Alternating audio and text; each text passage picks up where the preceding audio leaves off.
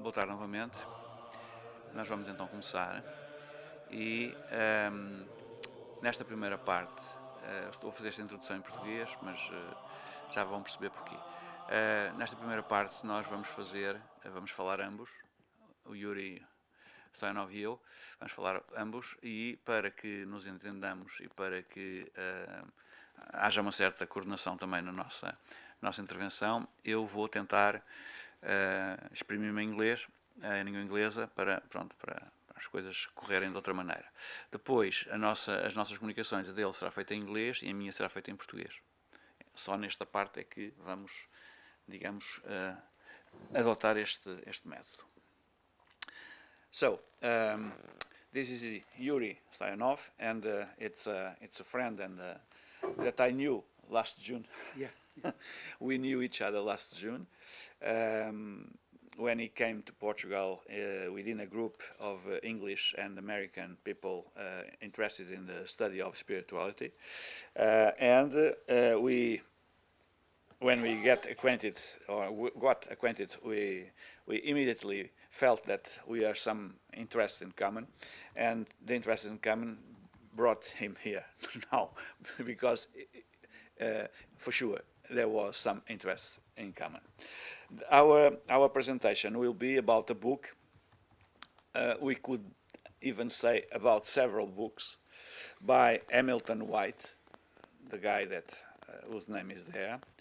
That is the author of these several books and the owner of a collection of artifacts that, according to him, were found in Tomar. He gave to this collection the name or the title of the Tomar Hoard, that means the Tomar treasure, and we are going to speak a little about this because there is a need to make some contextualization of the problem, because we got the knowledge of this through television, through a series of episodes of movies. I think the title was The Lost Relics. Yeah. The Lost Relics, and so as relíquias perdidas, and so we'll speak a little about this, and then we'll try to contextualize and show that some of the stories around these objects cannot be the true stories. But this is the second part of our talk.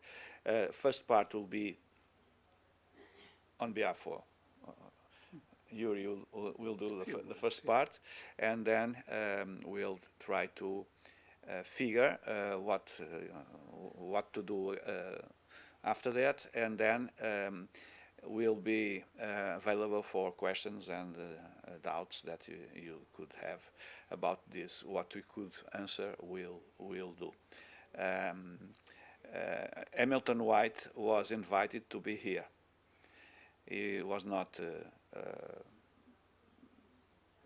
in the first place, he was not interested, I think, because he told us that he was not interested. In the second place, he was already interested, but there was a problem. His mother got ill, and so that prevented him from being here. So we'll do the job that we'll expect him to do, and we'll must be very careful, because what we'll say, it's not a critique, even seemingly could be a critique. It's not a critique. It's only an essay to do the right contextualization of this question. That is a very important question. So, Yuri, please. I will say a few words about the potential importance of the collection, and then Manuel will contextualize the possibilities of the possibility that the oral history of the of the collection, its provenance, to what extent it can be verified. But let me first say that this collection has a potentially quite a big importance for the reconstruction of the religious life, cult, observances of the Knights Templar, and the impact that they made on medieval society, whether in the context of rural areas, urban areas, through the confraternities, through the lay nobility, and then also, of course, their interrelations and tensions with the clerical ecclesiastical establishment. And one of the reasons for that is that we don't have much material preserved which will point to, which indicate, which will delineate this religious life of the Knights Templar, their observances, their liturgical cycle, and so on and so forth. We have the general sort of idea, but we don't have the artifacts. And that's a big problem in the history of the material culture of the Knights Templar. And this is very important. There are various reasons for that. I mean, when I used to work in Jerusalem for the British Academy 20 years ago, I looked in the museums, I looked in private collections, legitimate private collections, and everywhere I encountered the same thing. We have very small amount of artifacts from the Holy Land, which can be securely attributed to the Knights Templar, and generally also to the military orders. Then in the situation in Europe is slightly different, because we have here and there various, particularly Templar reliquaries containing fragments of the True Cross, which was at the center of the Knights Templar cult and observances, and actually made the Knights Templar very popular within some areas where they connected very well with the local population, particularly through their veneration of the True Cross. And of course, we have the inventories of the various artifacts and objects confiscated by the Inquisition during the trial and the persecution and the prosecutions of the Knights Templar, which gives us some ideas, but we don't have enough artifacts of that. So, as you will see, a lot of the artifacts that we had pictures of in Hamilton's collection actually point to quite rich and interesting religious observances. And they can provide variety of clues as to the religious and spiritual preoccupations of the order. And this is important also because currently we have various projects on the material culture, material religious culture of the military orders in general, in a variety of places, because this remains subject which is popular both with the academic and the general audience. But still, the material is not sufficient. This material, the material in the collection, was supposed to be exhibited in London, I believe, in 2020. There was a plan in 2019, when the pandemic, the COVID pandemic happened. It didn't materialize. Then there was problem with the History Channel film, the Lost Relics, for one or another reason. So momentum was lost with actually presenting the artifacts and commenting on them. And this may happen again at some stage somewhere in Europe, when when the owner sort of regains some momentum in presenting the material, etc.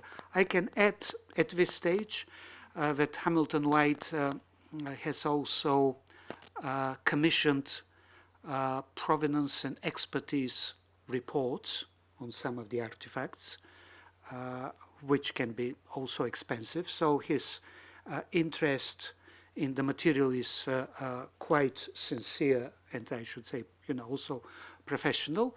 What remains to be seen first, which Emmanuel will discuss, how much of the oral history of the excavation and finding of the discovery of the artifacts and their export from Portugal can be verified. because these are oral histories, then which makes it a bit quite difficult to get to the whole chronology of the matter. Then, of course, all these other collectors that originally had them, and then, of course, Hamilton White kind of reintegrated the whole collection again. All this needs to be, how to put it, needs to be looked in detail so that one can be certain how much of this can be verified. And then we have, of course, the art expertise, the art historical expertise, and the contextual expertise, which can show us how much of this material will be relevant. So Manuel now can discuss. Perhaps you can show some images. Yes, you can show now the images here. We are next we'll be showing some objects. This is a ensemble image of some of the major artifacts, and there are some cups, there's a sword, there's an helmet, and also a little hark that you see on your right, and some images of saints. Let's see more, and then we'll get back to this. Sorry, it's not here. Let's see. For example, I will begin by the sword.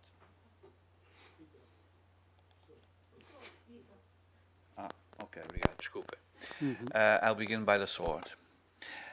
This is the sword that we have seen in the series Lost Relics, and there was immediately a big roar about being a fake sword. It doesn't seem to me, and I think Yuri thinks the same way. We think this sword is a true one, and I tell you why. Because if this was not a true one, it would be different. All the swords that have appeared as old swords, Templar swords, and so on, are completely different from this. This means that, you see, the sword is not in very good condition, but it's not too bad also. And I'll show you some parts of it for you to understand. See, this is the sword. If we look attentively to the sword and try to figure which kind of sword the Templars used, we see that's very, very similar. This is a tomb from a Templar knight and Tomar. But I can show you more examples of this. See, they are exactly the same, both tombs. So another one. This one is not. No. So the sword seems really legitimate. Because it is exactly the same shape that the swords we know Templars used and made someone engrave in their tombs look like. For example, some cups. Let's see some cups. These black cups are very special because the material in which they are carved is not a common material. I think, perhaps I could say that now nobody can carve such cups in this material. We don't know yet which origin are these cups, but the stone is a meteoric one, so it's a very rare stone, and it's very hard to work. So it's a problem. Perhaps with the expertise, Hamilton will provide us some insight to understand this. I'll show you more. There are some. According to Hamilton, all these objects we are showing you come from the Tomar Ord, belong to the Tomar Ord. See, there are some different forms, but the materials are the same. Then there are a collection of other cups in chalk, like this one. There are several also. It's the same, this one. See?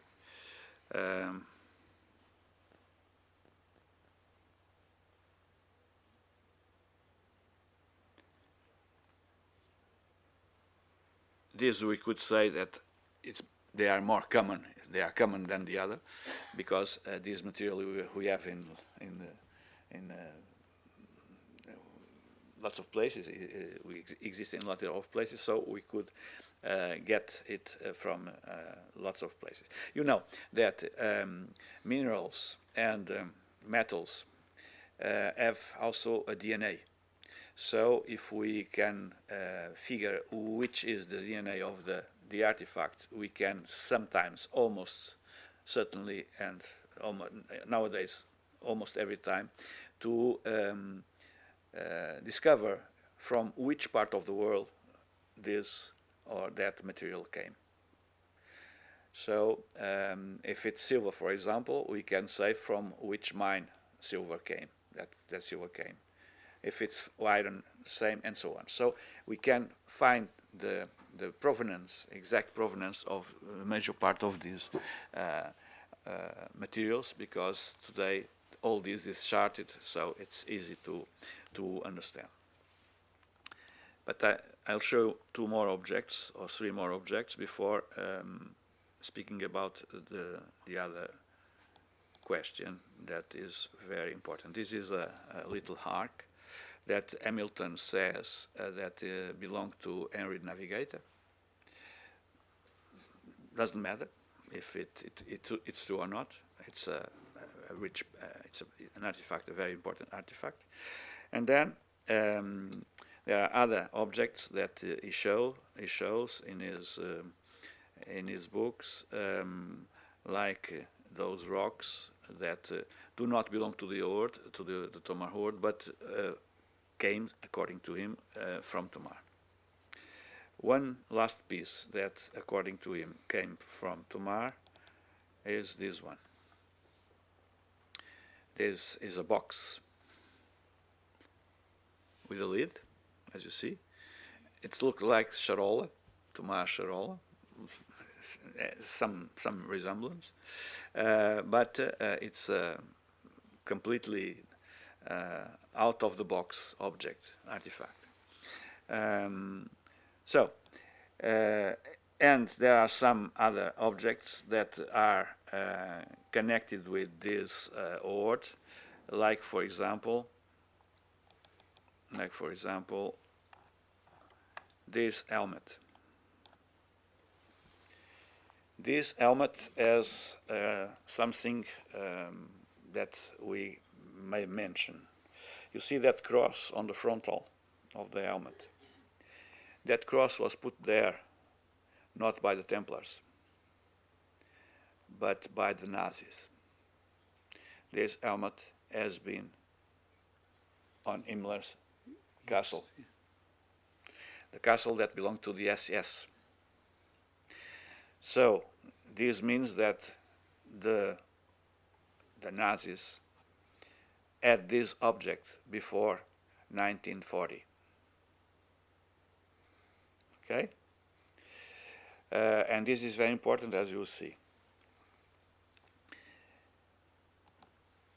Another thing I must show you, because it's very common to see and hear people speak about this, is this object, this rock that we can find in the floor of Santa Maria dos Olivais church, and that people call a grail. Sorry, is not. because this is part of an abacus, a fragment of an abacus. As you see, another grail. This is an abacus.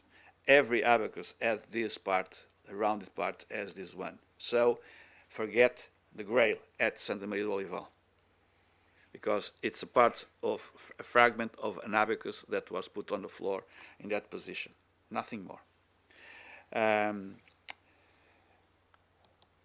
But I don't know if you want to say something. No? Okay. But the problem is the following. If those objects came from Tomar, and it's the real problem is this one. The objects are not fake objects, generally speaking. But the biggest question is, they came from Tomar or from elsewhere? Because the story that Hamilton tells us doesn't fit what we know about the researches that were made in Tomar in the end of the 30s, 1930s. And that led to the discovery of certain objects, including perhaps the helmet, and these researches were led by a German Nazi guy with the help of Legião Portuguesa, of Portuguese Legion, whose that was and connected with some names, some very wide-known names of military men that were also researchers and writers on the Templar subject, including Garcês Teixeira and Mourinho Rosa and others. They were alive at that time. They were almost certainly aware of what that guy, that Nazi guy, was doing at Tomar, because they were helping him. This is a story that is known by 2 or 3 people. Now I think I'm the one that received this information directly from who knew it.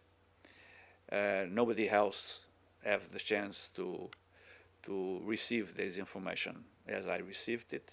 I was chosen, I think, because the man that gave me the information was a very important guy in Tomar, and his grandson once came to me and told me and asked me why my grandfather didn't tell me about this and told you.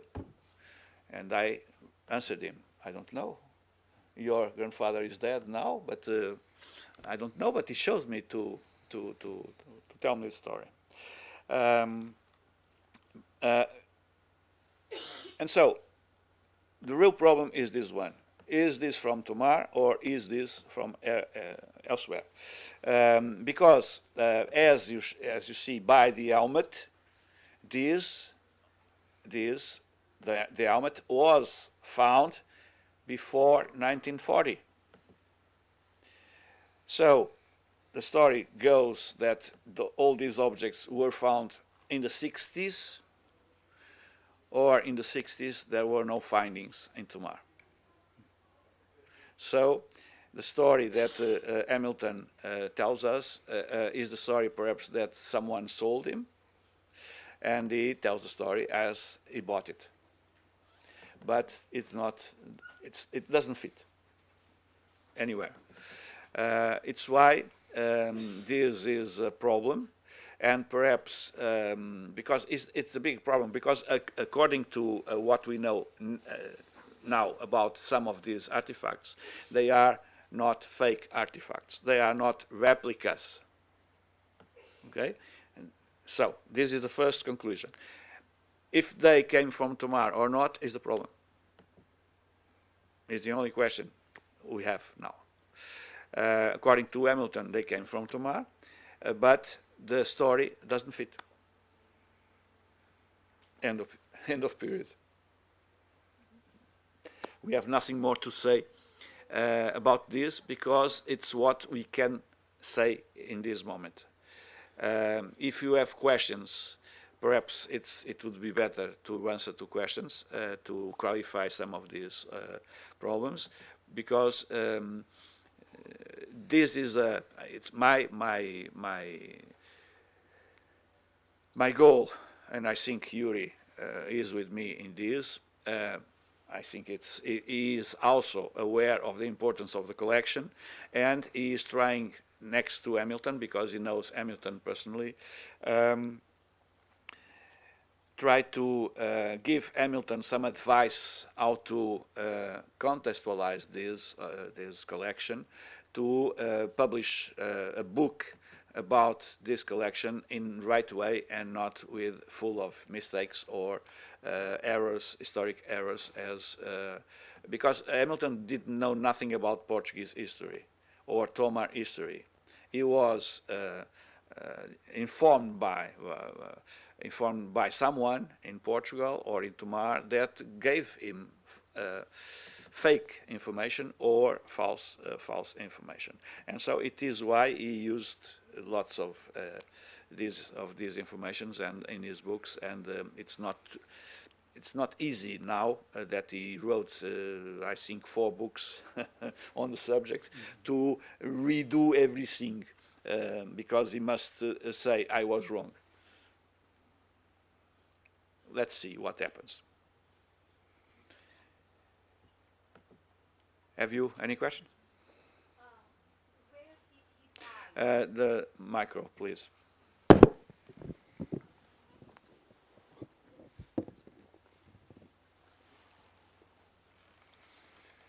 Carlos, precisamos do microfone, faz favor.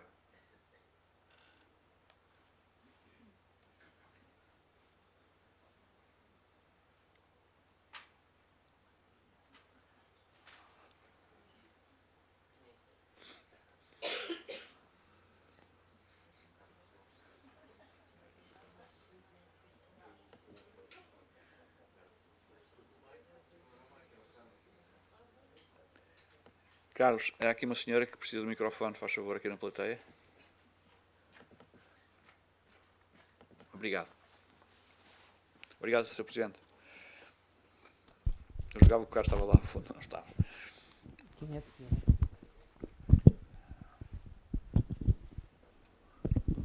Thanks. The question is, where did he buy those artifacts? I'd like to know, actually. And how did he find them? I didn't understand, sorry. He became, as far as I know, and as far as he has discussed it, and this is one of the reconstructions of the history. Most of the artifacts were in Swiss collections in Switzerland. I'm not sure what proportion was owned by this or that collector. So in a way, he reintegrated the original collection by contacting these collectors and buying the artifacts from them, one by one, or several together. So that's the story. And as we know, before and during the Second World War, a lot of artifacts from Nazi-occupied Europe ended in a variety of collections in Switzerland, from art, and not only Jewish art, to archaeology, to artifacts. So it kind of makes sense, but still I don't have the exact details. That's the general sort of. We think even Hamilton doesn't have the right details. Yeah. So what he tells in his books, and not only, and even in the series, is that he bought these, and those who own the object, the artifacts, bought them from Portuguese people, sometime, somewhere around the 60s. And according to the same history, the objects were found by a group of Portuguese people that were digging after Roman tombs, and in Tomar, and in the 60s, and found this. I discussed this already. In the 60s, nobody in Tomar was digging anything. In the 70s, in the 80s, perhaps, but in the 60s there was nobody. You know why? Because there was, at that time, those military men were alive, and they would not provide the authorizations to do that. Okay. They belong to that group I spoke about yesterday, Uamok. They are the key of this question also. And I think it's very difficult to understand why these artifacts came out of their range of influence if they were from Tomar. Okay? Some arguments I have. If they were found before the 40s, 1940, okay, it would be easy to explain this. After that, it's not very easy to understand and to accept. But we know lots of other things, perhaps, that will arise one of these days, and perhaps when we'll know from where some of these materials came, perhaps it will be easier to understand lots of other things. We know that in the 30s there were excavations in Tomar under Charola. And what is told about this is that sometime there were some findings beneath Charola, but nobody knows which findings. It was a kind of secret, okay, a kind of secret. But something was found. It's why Charola, for example, now has a problem of stability and had to be protected by a concrete wall not to fall. So, one more question there. O microfone, já agora, faz favor.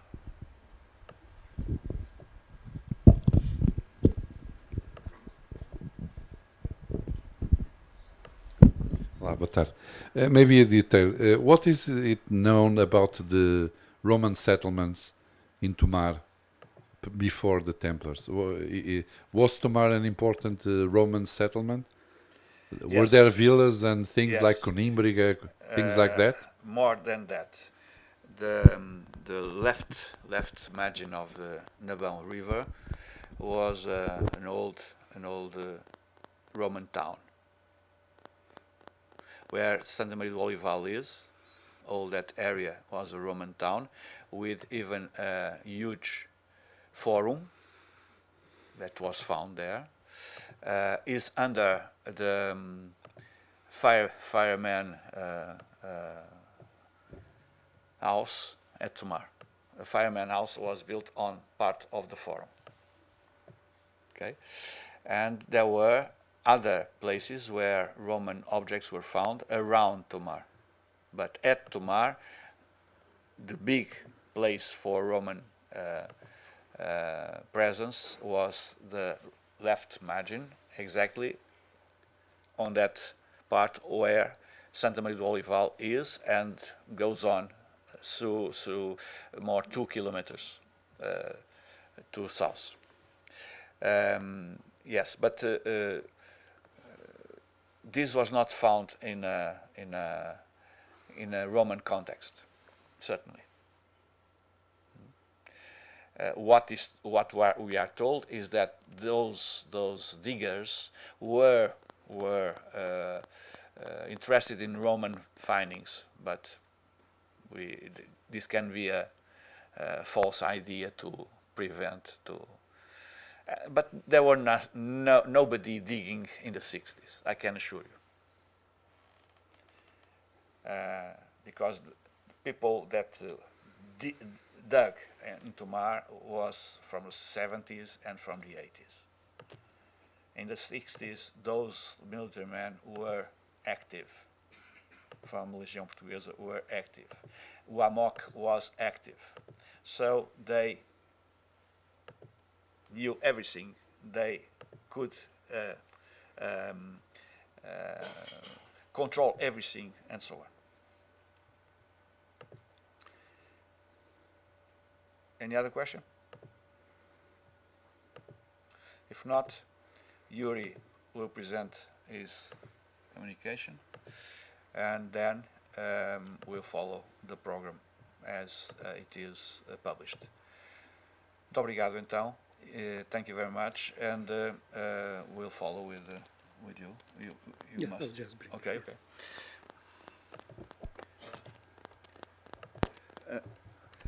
Yuri, I must say something about Yuri. It's a scholar and it's a researcher, and has published some books and some articles, mainly on Gnostic and other kinds of heretic thinking around Europe and South Europe, Balkans and so on, but he has a lot of other interests, and what he is presenting now is something that nobody that I recall have presented till now. So, in Portugal, okay? Portugal, perhaps in other places, but in Portugal, and so I think it will be a nice way of knowing that around those parts of Europe, more those Russian spaces, or Soviet and Russian spaces, is or was, he will tell us, thought about Templarism and so on. So, please. Put it. So let me take my pen out.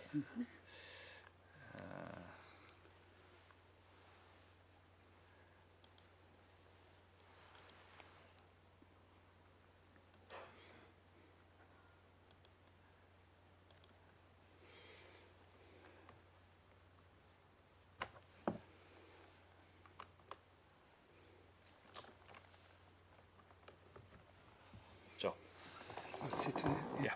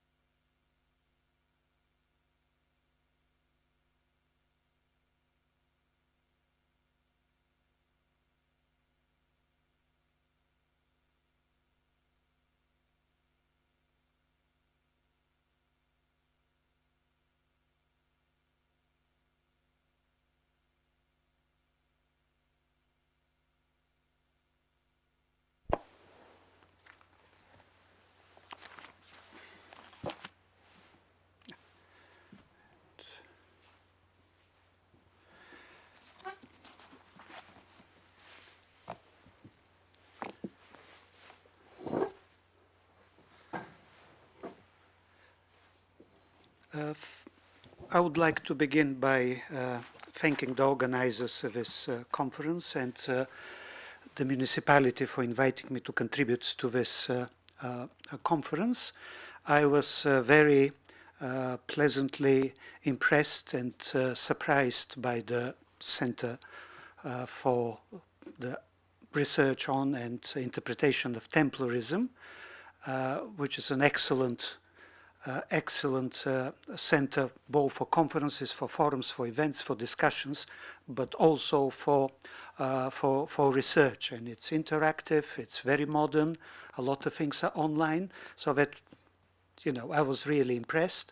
And I wish that similar centers exist in some of these former, as Manuel said, Sovietic spaces, Eastern Europe or Eastern Mediterranean, where there are some sort of similar traditions, material culture, architecture connected to the military orders, not as rich as in Portugal, one has to say, for a variety of reasons, but this would be a very good model and example for them, and who knows, in the future one may cooperate with some similar such centers, let's say in Cyprus or in Croatia, where the legacy of the military orders is important and existent. I will focus my presentation, after discussing also the topics with Manuel, on two main aspects of the role of the military orders and the Knights Templar in the religious life of medieval Europe first, and then on the role of spiritual chivalry, which is the interpretation of the Knights Templar, Templarism in the 18th and 19th century, in some of the contemporary cultures of the 18th and 19th century. So, strictly speaking, one historical part, and one which will focus more on the early modern period, when the concepts of spiritual chivalry and Templarism entered and became, to some extent, mainstream development in some European cultures. But let me start first with positioning, situating the role of the military orders and the Knights Templar in the religious spiritual history of Europe, something which we have been discussing in the last 2 days, and it was even mentioned during the reenactment of all these fighting methods of the Knights Templar. Not only the crusading movement, but the military orders and the Knights Templar represent a revolution in medieval Christian thinking about warfare, about the ideology of warfare, and how the Christian warrior or fighter retains his spiritual religious integrity in view of the fact that he is involved both with combat and with prayer. And this particular aspect of the combat and prayer, the concept of armed pilgrimage, the concept of armed protection of the pilgrims going to the Holy Land, were all revolutionary aspects in Western Christianity. So to show how important they were, I will start with showing you what has been happening in Eastern Christianity before the two spheres started to interact during particularly the crusading period. And for this I will start with a famous quote, paradigmatic quote on the Knights Templar by Bernard of Clairvaux, where you could see how he's still hesitating to some extent whether he wants to call the Templars monks or knights, and this life of combat and prayer being more gentle than a lamb, and at the same time more ferocious than a lion, and also the concept of dying in the Lord and for the Lord received one of its most impressive treatments. Bernard of Clairvaux, of course, here on the left,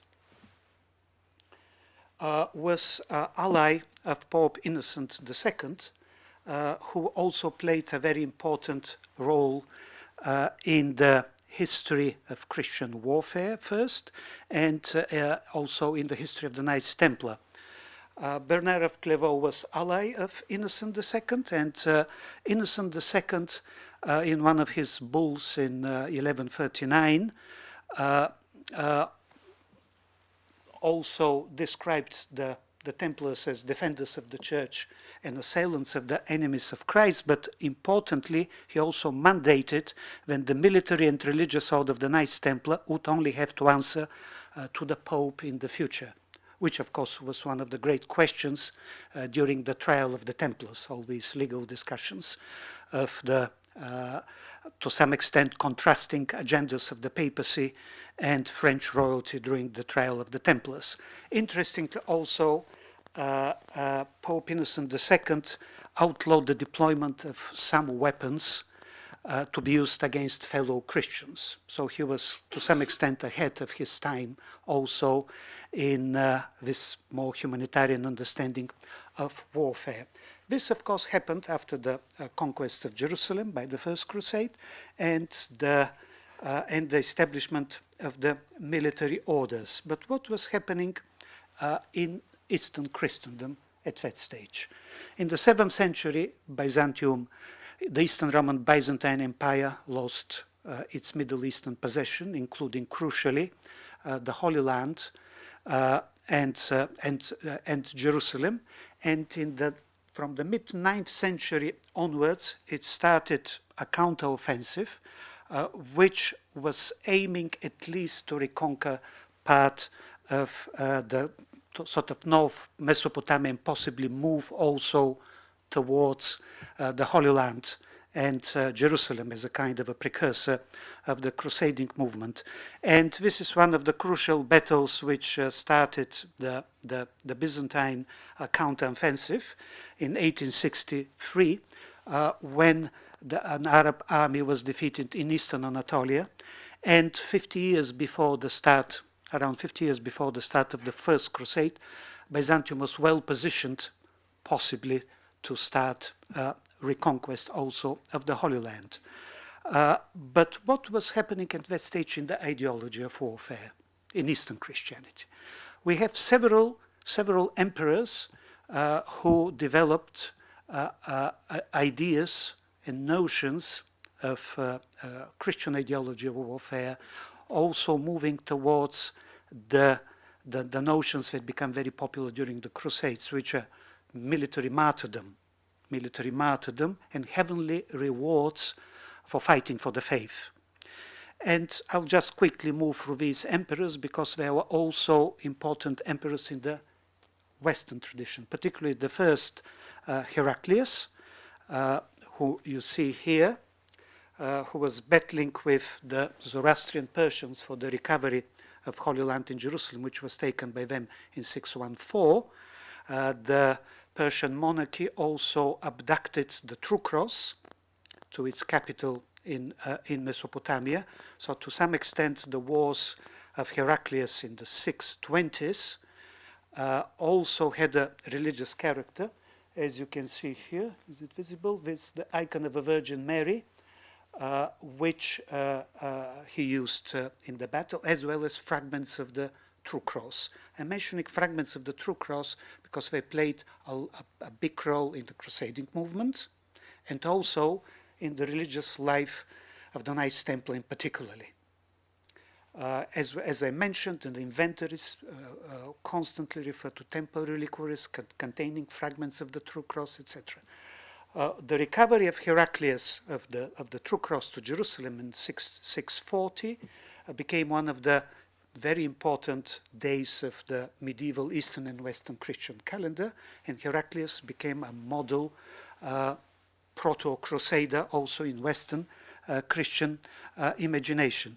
This is a Western representation among many of Heraclius returning the true cross to Jerusalem, along with Saint Helena, who of course discovered, in legend, the true cross in the early 4th century.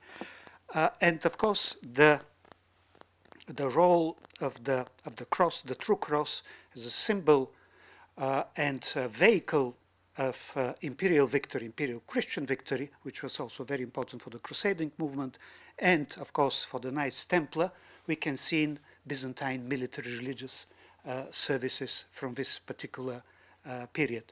In some Byzantine texts, it's compared to the Ark of the Covenant as a very much sort of religiously charged weapon of victory. Here, in this particular Byzantine history, from the written in the period of these Byzantine-Persian wars, we can see an early development of the idea of the heavenly reward for those who fell in battle. So this is again important because it became very important in the Crusading movement.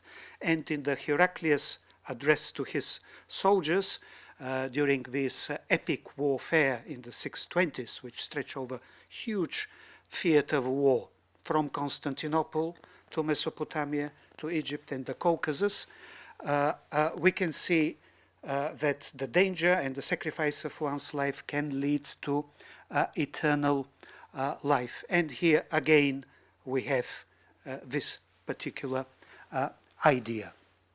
And this was a revolutionary formulation of this particular element of the Christian ideology of warfare in the 7th century.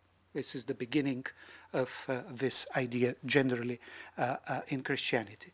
Here on the left, sorry, on the right, you can see the young Emperor Leo the Wise, Leo VI the Wise, who developed the particularly in military tracts the idea of a just war and divine blessing of a just war. As far as military history is concerned, I need to emphasize now that the Greek Byzantine tradition was quite rich, and a lot of military tracts were written or attributed to the emperors, while the Western tradition until the 12th, 13th century was more dependent on 2 or 3 Latin, classical, pre-Christian Latin military tracts on warfare. And here we have one of the Byzantine emperors who nearly went very close to Jerusalem, but unfortunately was murdered in a palace coup d'etat, which is of course the fate of many Roman and Christian Roman emperors. Nicephorus Phocas, an extremely successful general, also ascetic, Christian ascetic, who had several extremely successful campaigns against the Muslim powers of the Middle East. His nickname was the White Death of the Muslims. That's a representation of his takeover of Antioch. He also captured Aleppo. And here, in this particular text, we can see, again, before the crusading movement took over these ideas, we can see again the imperial government, the warrior emperor, urging the patriarch to institute a law that the soldiers who perished in battle should be deemed worthy of the privileges of martyrs. So the idea of military martyrdom, not passive martyrdom, like the first Christian warriors who passively, received martyrdom, but actual warriors who fight, who kill, or were killed. They're also sort of in this particular trend of imperial pressure by the government, were deemed worthy also to be included in the company of the martyrs. The Church, the Eastern Orthodox Church, the Patriarchate, however, opposed this move, and from there on, this particular notion was not developed in Eastern Christianity, but only in Western Christianity, and in the both in the context of the military orders and the crusading movement. Though we have a case in the life of Constantine the philosopher, one of the polymaths of the 8th century, the apostles of the Slavs, where we have again the idea of including the Christian warrior in the company of the holy martyrs and call them intercessors before God was used. And this is actually one of the texts that has been continuously used in the Eastern Christian, Eastern Orthodox ideology of warfare up to modernity, up to the 20th century. And finally, we have Alexios Komnenos, the emperor, of course, who triggered the First Crusade with his appeal to the papacy. in the 1180s, after Byzantium lost much of Asia Minor to the Seljuk Turks. And here we have Alexius Komnenos receiving one of the leaders of the First Crusades, Godefroy de Bouillon, and some of the other barons from this period. Some scholars historians have recently argued that he played much more active role in the organization and the conduct of the First Crusade that previously fought. So here we have an emperor who was very much involved in this particular crucial paradigmatic episode in history. At the same time, in the Byzantine tradition, we have some opposition to the idea which Bernard of Clairvaux so clearly emphasized, being a monk and a warrior. And the daughter of Alexius Komnenos, Anna Komnene, in her critique of this particular practice of warfare, it's a quite clear critique why religion and war, fighting and prayer cannot be combined. So that's a traditional also trend in Eastern Christian ideology of warfare. So they kind of recoiled from adopting, imitating, or interacting with this particular trend of Christian ideology of warfare, represented by the crusading movement and the military orders. But they cannot be ever a vacuum.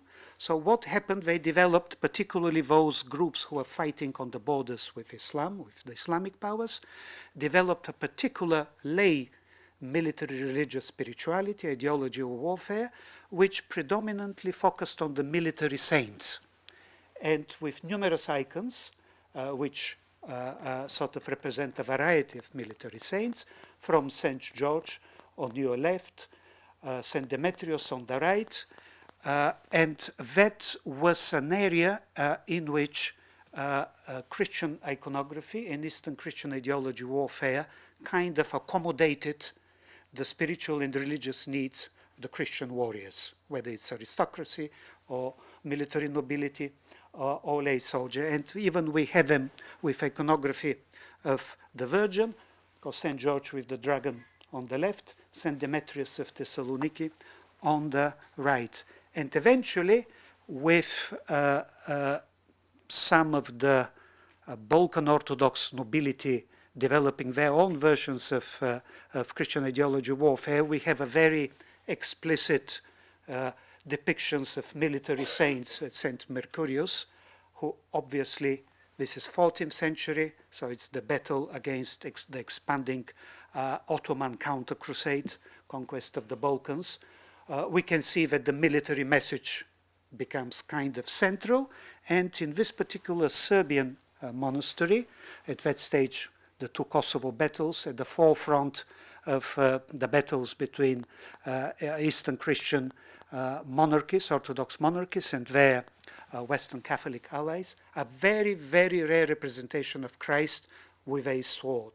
This is extremely, maybe in Iberia there are some connections, but this is extremely rare representation. So, what happened in the interaction areas between the crusading movement, the military orders, and some of the Eastern Orthodox monarchies? Unlike, let's say, Spain and Portugal, the topic hasn't been studied in detail. We're still in the early stages of trying to figure out what were the interactions, how much the military orders and the Knights Templar were involved in the various Balkan regions, where, especially after the Fourth Crusade, 1204, when the Latin Kingdom of Constantinople was established, where were their preceptories, what kind of monasteries and land they were given, what kind of relics, artifacts, iconography we can recover from these areas. These early stages, but we have some intriguing evidence. So the first piece of information comes from, it's not working, but I'll point to it by hand. So that's just after the Fourth Crusade. That's the Latin Empire, Constantinople. And here in the middle of the Balkans, we have the so-called Duchy of Philippopolis. Philippopolis, one of the ancient cities in the Central Balkans area. It didn't last much, but we have some interesting evidence of the interaction between the sort of the Latin dukes and the Latin elite, including the military orders, and the local population, including also some interesting meetings, symbiosis of Western Christian and Eastern Christian iconography and art. So what's been happening here during the Fourth Crusade? The Knights Templar and the Hospitallers did not take part in the actual conquest of Constantinople, but they played important role being mediators between the papacy and the new Latin royalty, the new Latin kings of Constantinople, and received they had some properties before that in Constantinople and adjacent areas. They received some further properties during this particular period, the first part of the 13th century, and there are some interesting, as I said, artifacts from these periods. I haven't seen all of them, including quite rich Templar reliquary with fragments of the True Cross kept in the Museum of Philippopolis, modern Plovdiv. But what's interesting also in the context of what was mentioned yesterday, dualist heresy or the Cathars interaction with Templar networks, Philippopolis and Thrace were one of the big centers of the medieval Eastern Christian dualist heresy, which interacted with the Cathars both in the late 12th century and throughout the 13th century. So there were three dualist communities, churches in close sort of adjacent areas to Philippopolis, modern Plovdiv.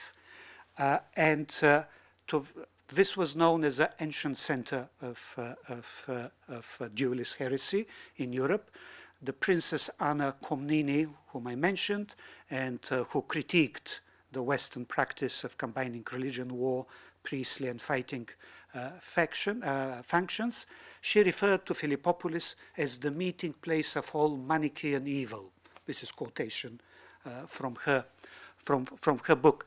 And we have interesting written evidence of the interaction between the Latins, the Knights Templars, and one of these communities called the Paulician community in Philippopolis, was one of the Christian dualist communities, which, unlike the Bogomils, which was more ascetic, more monastic in character, actually had an also active religious ideology of warfare and something like a minister or priest of war.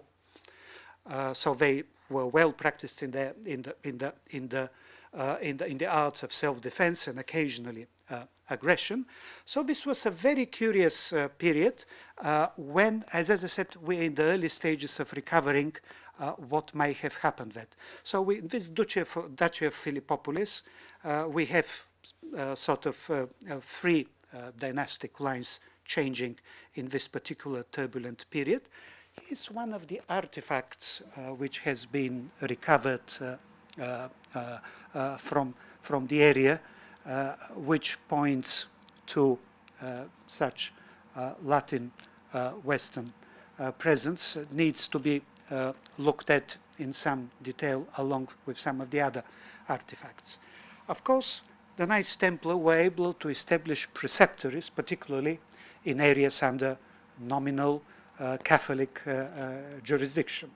So they were a major force in the Dalmatian region and in the areas of the Western, in the Western Balkans, where existed the medieval kingdom of Croatia and of course, modern Croatia. Before the Fourth Crusade, 1204, this is Zara here, or Zadar, which the Crusaders conquered before they went on to conquer Constantinople. Typically, the Templars did not take any part in the battle, in the conquest, although they had a monastery in the very environments of Zadar, which was very characteristic in the position of the military orders when there were such engagements either with Christians or, let's say, against the Kafars or other Christian groups, dissident groups who were accused of being heretics. Now, what is important also in this particular period, 13th century, the Adriatic coast of Croatia abounds in bays, in islands, dangerous currents, etc., etc. So this particular area, we have several papal letters, became a refuge areas for Kafir heretics, which were persecuted by the Inquisition, particularly in the early 14th century.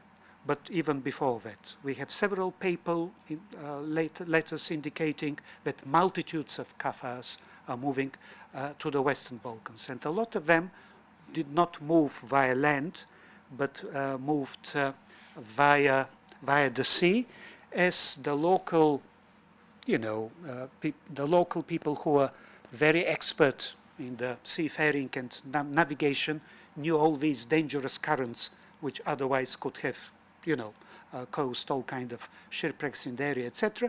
So at one stage, again, we have a mini crusade in the early 14th century against one of the, in the middle you see the split and Omish.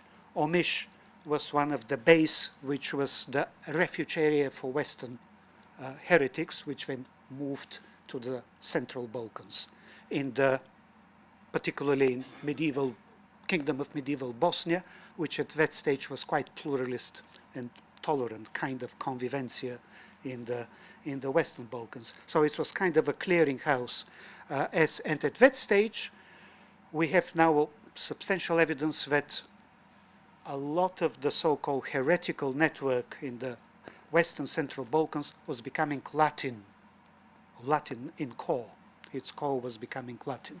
So, the movements of migrants in that case was west to east. So the town of Omiš, as I said, was the clearinghouse, particularly the castle of Mirabella on the coast, which you can see.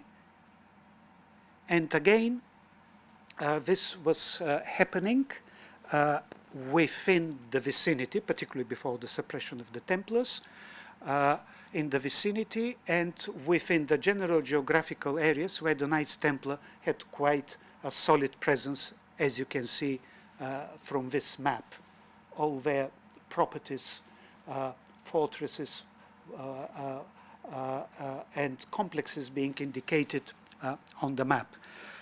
The research on these Templar sites started in the 60s, in the 70s. There hasn't been much done, but the material is quite exciting that is coming. After the suppression, the trial of the Templars, of course, they were moved to the possession of the Hospitallers.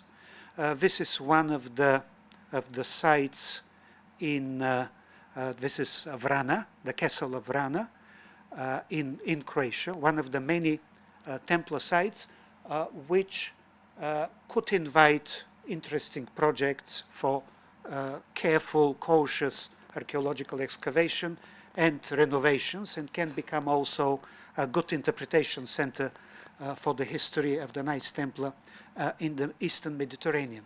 Generally, in the field of military religious orders, spiritual chivalry, all the military chivalry, as we're moving towards orders which were predominantly chivalric in the 13th and the 14th century, not military religious anymore, which is the fighters were no more monks.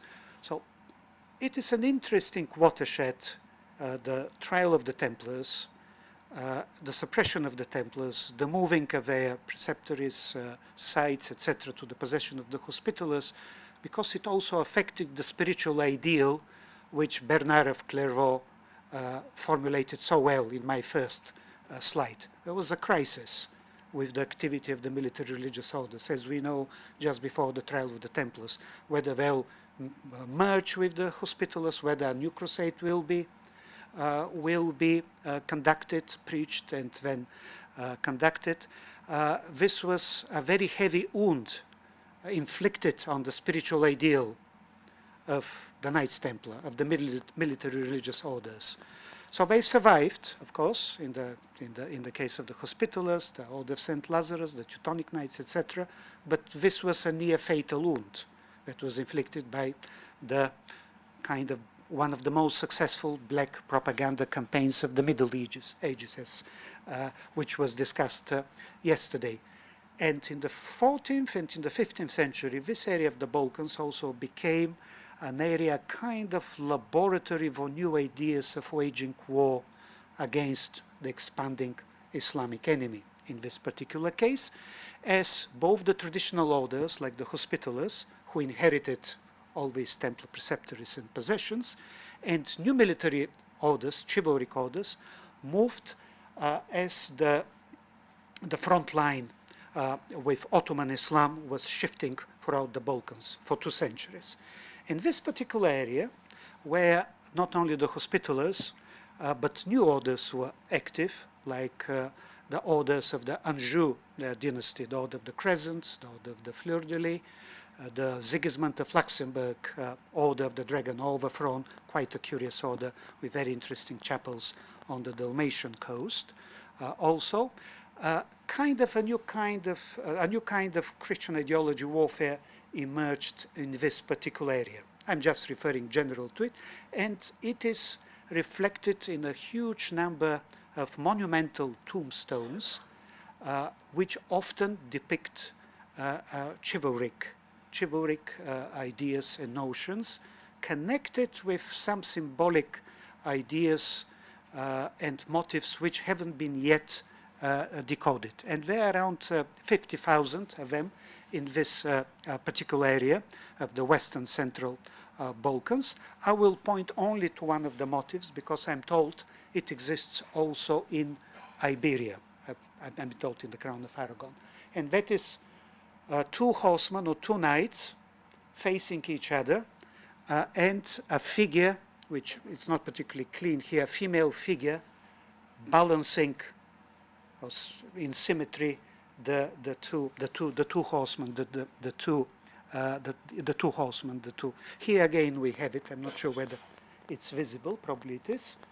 The woman with the raised hands, and the 2 knights on the left and right. We have some earlier Roman gems with kind of similar theme, but that is one of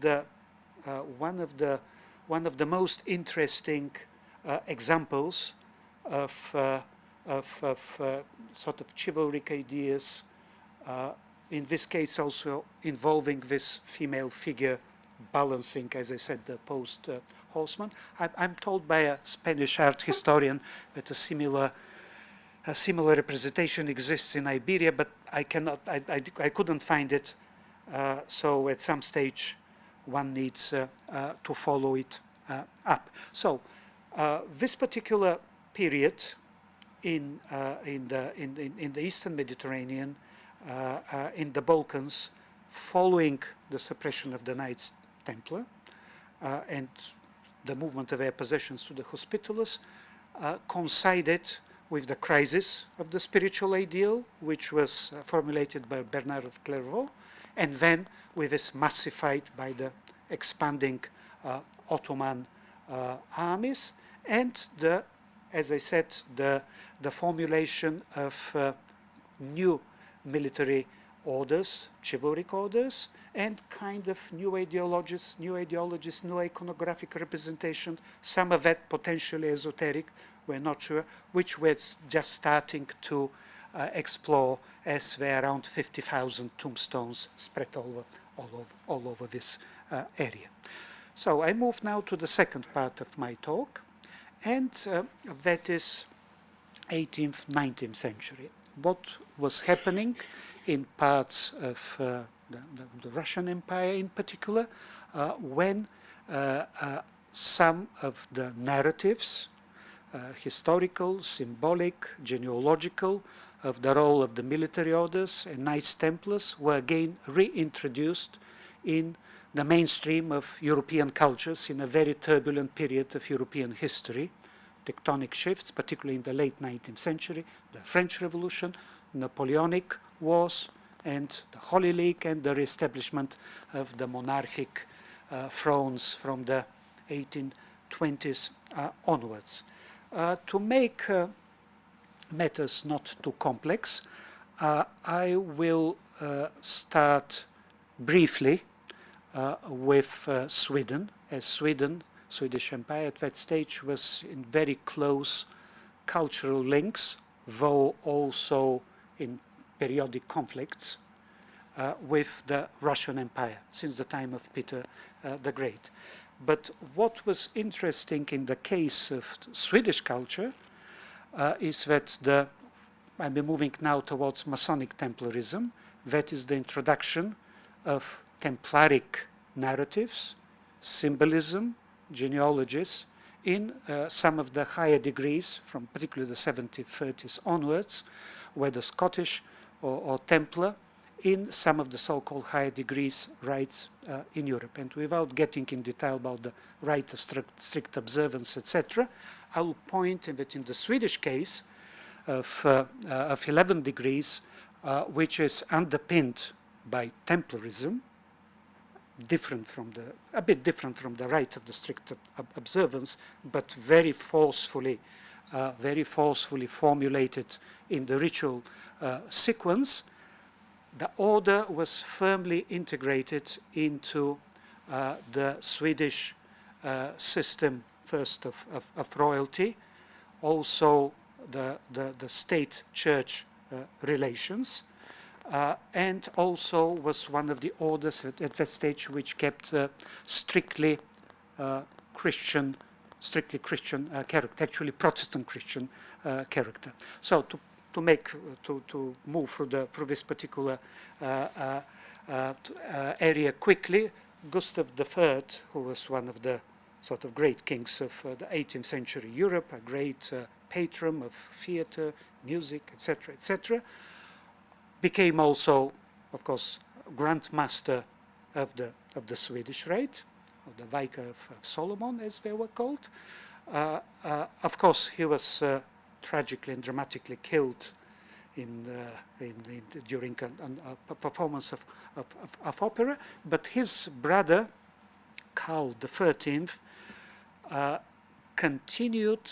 He not only became a Grand Master of the Swedish Rite, but reformed it, revised it, modified it, filled it. I did some work in the Grand Lodge of Sweden Library to double check on his particular reworkings of the Templaric narratives in the Swedish Rite. I was very surprised to see how much Christian Kabbalistic works he has devoured and did rewrite with his own writing. So he was kind of extremely immersed in this particular field. Hence, he became one of the really foundational figures for the Swedish Rite as it started to expand in Scandinavia, parts of Germany, etc.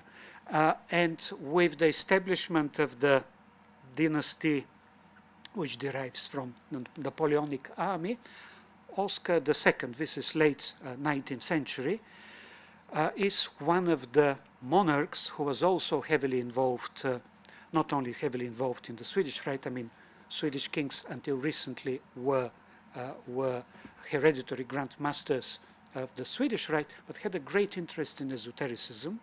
His library is in the library of the Grand Lodge of Sweden, shows his wide range of interests.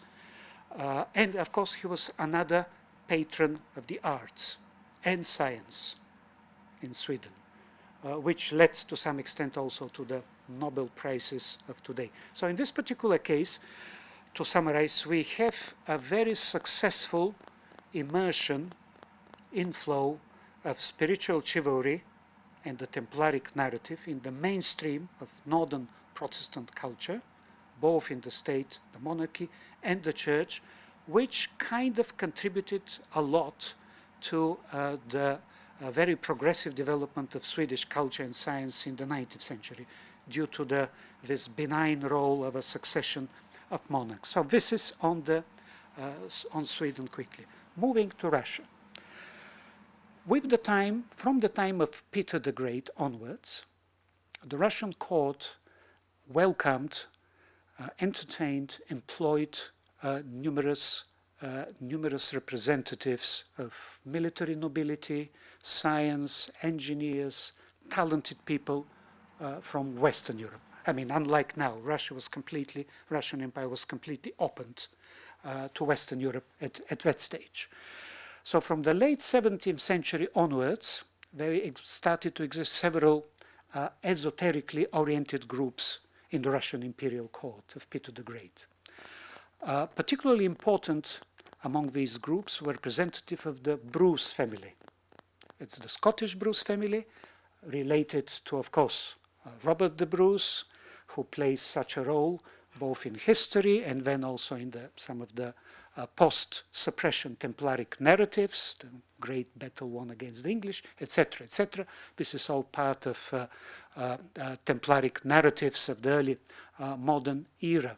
So one of these particularly impressive characters, James Bruce, had a variety of very high functions within the Russian military at that stage, and he was known as kind of the first Freemason at that stage in the Russian court, although this is a decade or two before the establishment of the Grand Lodge of England.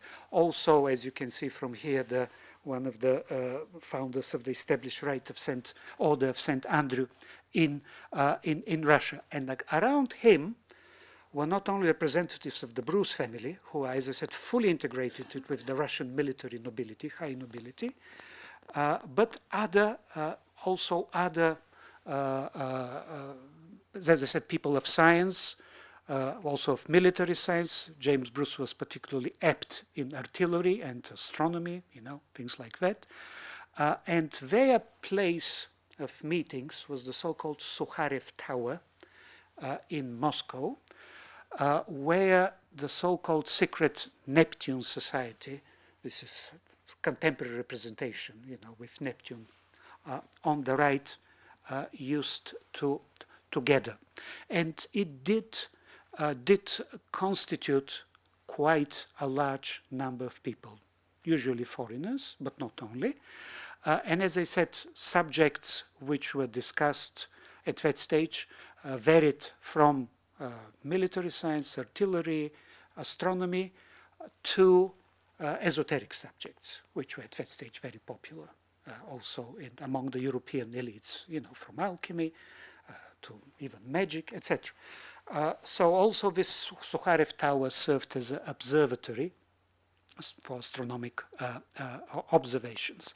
So what was happening at that stage was that also rumors started to grow about the activities of this society.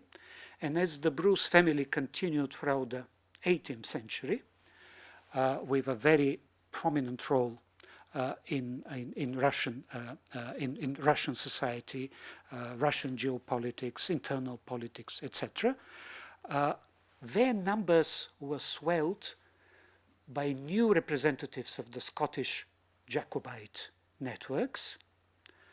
When the union of England and Scotland happened in the early 18th century, and all these Jacobite pro-Stuartist networks moved away from the new union, Great Britain, and established their centers in parts of Europe. Now, about the Parisian centers, the French centers, we know a lot, but the Russian centers in Moscow and St.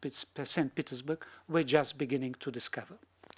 So They brought also documents with them, which has been also, we're in the early stages of exploration of these particular documents, concerning also what I was mentioning, all these Templaric narratives that became integrated into a variety of higher degrees Freemasonry in the 18th century. I'm not speaking about early 19th century and the new development in Templarism. So we're speaking about 18th century.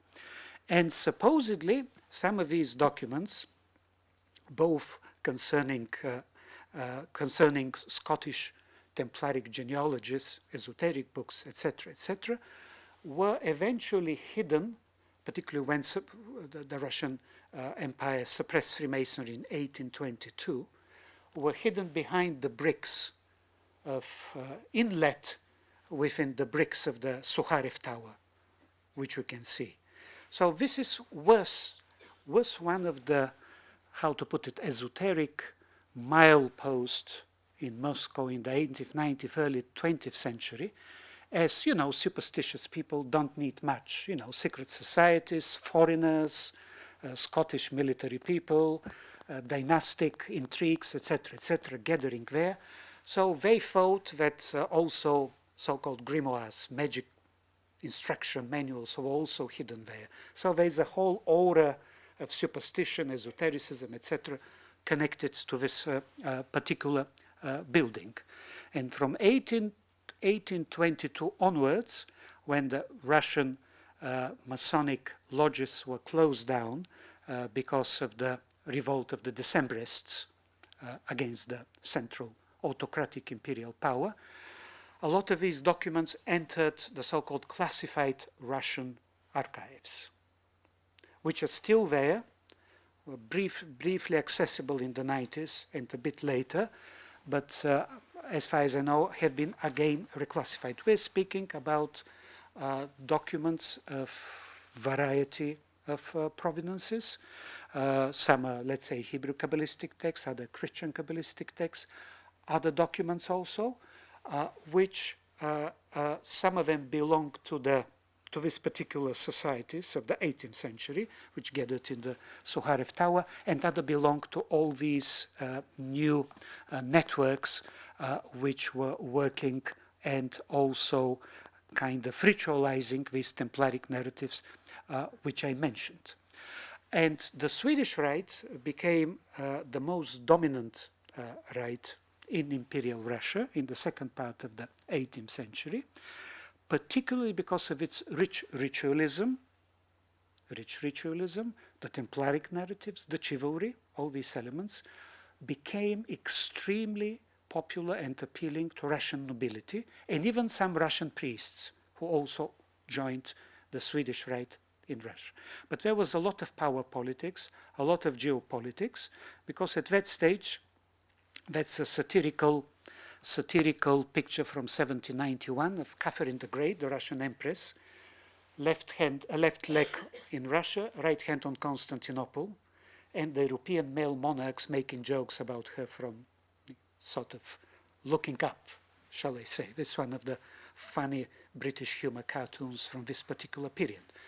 So at that stage, of course, Russian Empire was expanding into Eastern Europe, towards Constantinople also, which has been always kind of a central point in the new Eastern Orthodox or Russian Orthodox ideology of the Third Rome and of warfare. Catherine the Great disliked Freemasonry, any secret society. So she was opposed to it. But her Minister of Foreign Affairs, de facto, Count Nikita Panin, was not only interested, he was also the main spy master at that stage in the Russian Empire. He became, I think, the deputy Grand Master, not the Grand Master of the Swedish Rite in the Russian Empire in the last decades of the 18th century. So at that stage, Sweden and the Russian Empire started to share in its courts ritualized Templaric narratives as embedded in the Swedish Rite at the highest level of society. Surely high in Sweden, where both the king and the heir apparent were involved, as I said, in the Swedish Rite as the top a sort of Grand Master, Deputy Masters, but the Russian Empire also did relatively well with Count Nikita Panin, and his particular group was starting to groom, to cultivate the heir apparent, the prince, crown prince of the Russian Empire, the future Emperor Paul, for the same role that the Swedish kings had in the Swedish Templaric rite in Sweden. Emperor Paul, we have some evidence of some flirtations with Freemasonry, the rites of the strict observance at that stage, but he was surrounded by the Swedish rite, high nobility, clerical people in the Russian Empire who are trying to cultivate him for this particular role. And it is quite clearly articulated in some of the rules of the Swedish rite, which try to formulate the role of sacral kingship from this kind of a monarch who combines several functions in himself. The same was planned for Paul when he was crown prince. But what happened, of course, then, that the French Revolution happened, and Europe was flooded with narratives how the Illuminati, secret societies, certain groups of Freemasons, etc., were actually behind the French Revolution and the shaking of the old monarchic order in Europe. So some of these activities of Russian groups, Masonic groups in the Swedish rites, were frozen for a time. And when actually Napoleon started to move around Europe, conquer, unified various places of Europe, and particularly when he conquered Malta and expelled the Knights of the Sovereign Military Orders of Malta, what happened was highly unusual. A group, influential group of the Knights moved to Russia, and Paul, who was crowned emperor at that stage, assumed the role of a Grand Master of the new, shall we say, rescued sovereign military order of Malta. And at that stage, Russia has engulfed Poland. The Polish preceptories of the sovereign military order of Malta became very influential. Also, some Orthodox nobility joined. So it was a big experiment, which happened briefly in the 14th, 15th century, of getting together Orthodox, Eastern Orthodox and Catholic nobility together against the Napoleonic menace in Europe. So Paul, for a certain period of time, as you can see, with some iconography of him with the insignia of the Sovereign Military Order of Malta. You can see wearing the insignia, numerous portraits of him. Here, interestingly, the insignia of the Sovereign Military Order of Malta is combined with some sort of Masonic insignia also. Eventually, Paul, actually quite early in his reign, was murdered in a palace coup d'etat. And although he was not martyred by the Orthodox Church, iconography, Eastern Orthodox iconography emerged, in which he appeared as a Tsar emperor martyr, which combined the Orthodox cross again with the insignia of the Sovereign Military Order of Malta, which appears here. You can see again the cross in the middle, the Sovereign Military Order of Malta, in the actual Russian imperial heraldry in the period, as well as his crown at that stage, and also in the insignia of the new order that was created in the Russian Empire at that stage, which stemmed from this association with the Sovereign Military Orders of Malta. So what was happening at that stage was that the interest and the implementation, ritualization of the Templaric narratives, spiritual chivalry, even esoteric chivalry in the Swedish rite, were replaced by the Hospitaller narrative and ritualization, nominally Catholic order, which somehow compromised to become associated with the Russian imperial order and elected Paul as its Grand Master, at least until his murder in 1801. And actually some of the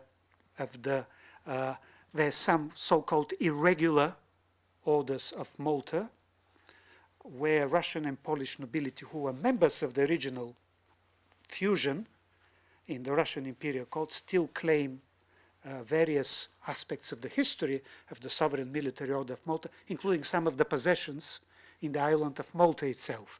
There were a few cases in the 90s, and like sort of also the first decade of the new millennium. The murder of Paul, and there are numerous conspiracy theories about his murder. Was it because he clashed with the British over the possession of Malta, etc., etc.? There are numerous theories. I'm not going to that. This probably prevented the sovereign military order of Malta rediscovering its military role, which was declining in the 18th century, and possibly taking role in the Greek War of Independence, which was about to happen in 10-15 years, both with Navy, particularly with Navy, as there were various naval battles being fought around Corfu. Admiral Ushakov was moving also in the Eastern Mediterranean, etc., etc. So this was a very interesting episode in history where spiritual, esoteric chivalry, in the case of the Templaric narratives in the Swedish Rite, interacted with the legacy and the current geopolitical orientation, preoccupation of the surviving, actually historical sovereign military order of Malta. This also exists in quite rich archival collections in Russia, Ukraine, all these Sovietic spaces that were mentioned. And I will finish with the final, my final notes is that in the 1920s, there was a really interesting Russian esoteric elitist group among scientists, not necessarily historians, artists, and poets, which is the more usual habitat for such orders, which self-styled itself Knights Templar, who were eventually, how to put it, investigated, prosecuted, and exterminated by the Soviet regime in the late 20s, early 30s. They also have very interesting complex of ritual initiations and legendary narratives which have been published in the post-Soviet period. So this is another trend which may be connected to my assumption is to the presence of French esotericism, French Templarism in the Russian court in the first 2 decades of the 20th century. But this is also another element of this particular history of cultural and esoteric Templarism in Russia and Eastern Europe, which would require a close attention. And I thank you for your attention. And if you have any questions, I'm ready to answer.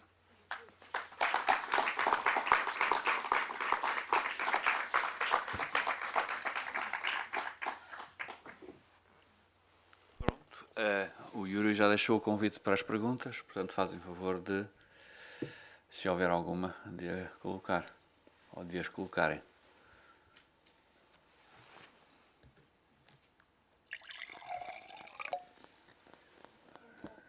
Não há?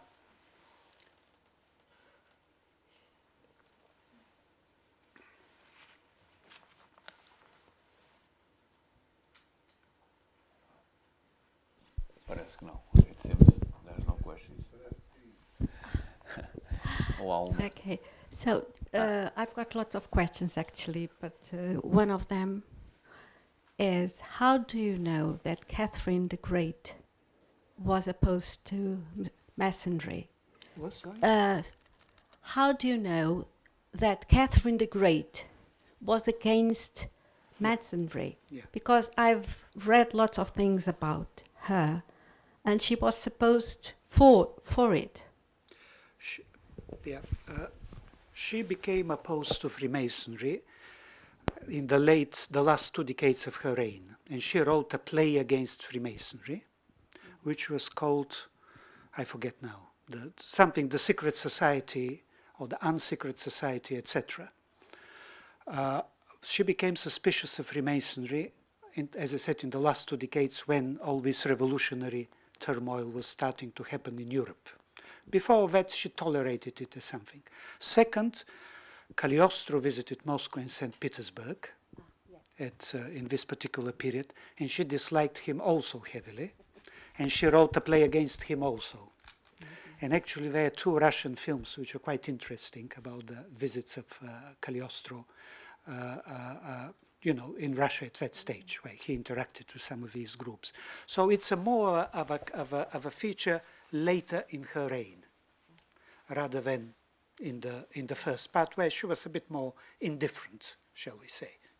But when she moved against it, she moved quite strongly. I mean, people were arrested, put into prison, educational activities stopped. But that was, as I said, later. Yeah. And this one more.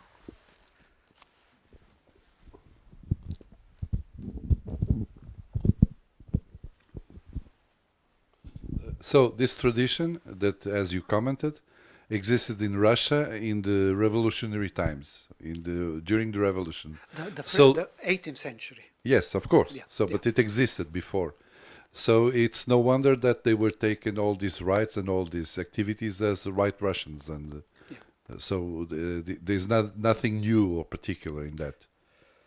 Well, I think probably I need to emphasize that because of the presence of these groups from Western Europe, St. Petersburg and Moscow became a bit of a laboratory for some of the higher rites, because there are some higher rites which were actually composed in St. Petersburg and Moscow.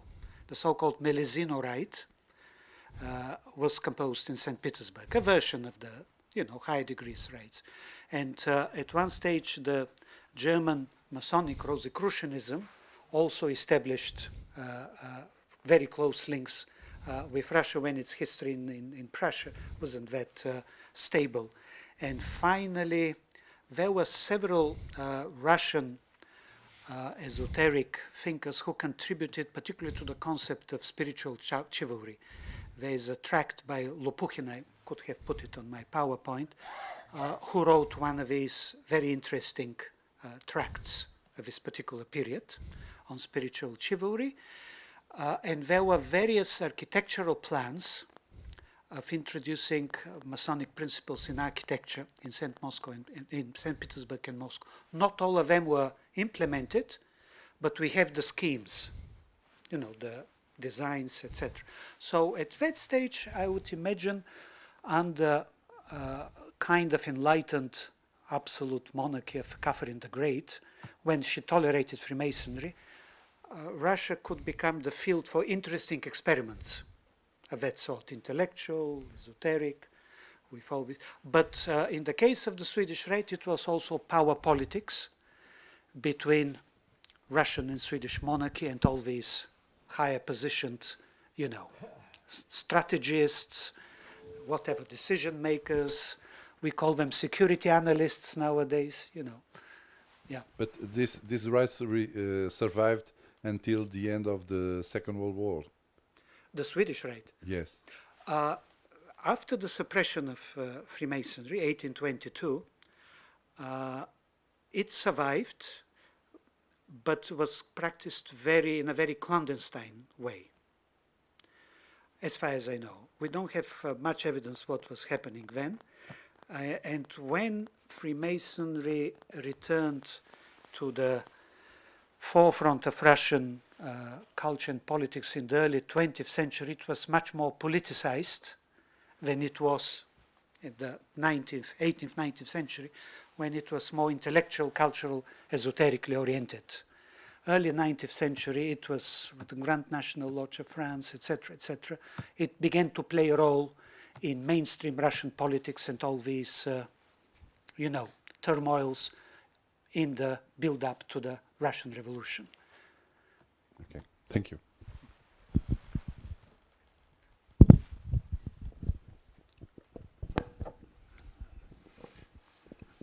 More questions?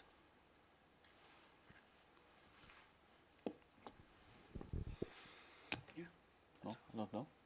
Yeah, I must. Yeah. So, sendo assim, não sei se querem fazer um intervalo ou se querem continuar já para a segunda e será a minha. Se quiserem fazer um intervalo, será um intervalinho muito curtinho mesmo, porque desculpem, um intervalinho muito curtinho, porque às 5 horas começamos mesmo, está bem? Portanto, são 12 minutos de intervalinho e regressamos para a última parte e terminamos esta Conferência Internacional. Querem fazer um intervalo? Ok, então, às 5 estamos de volta.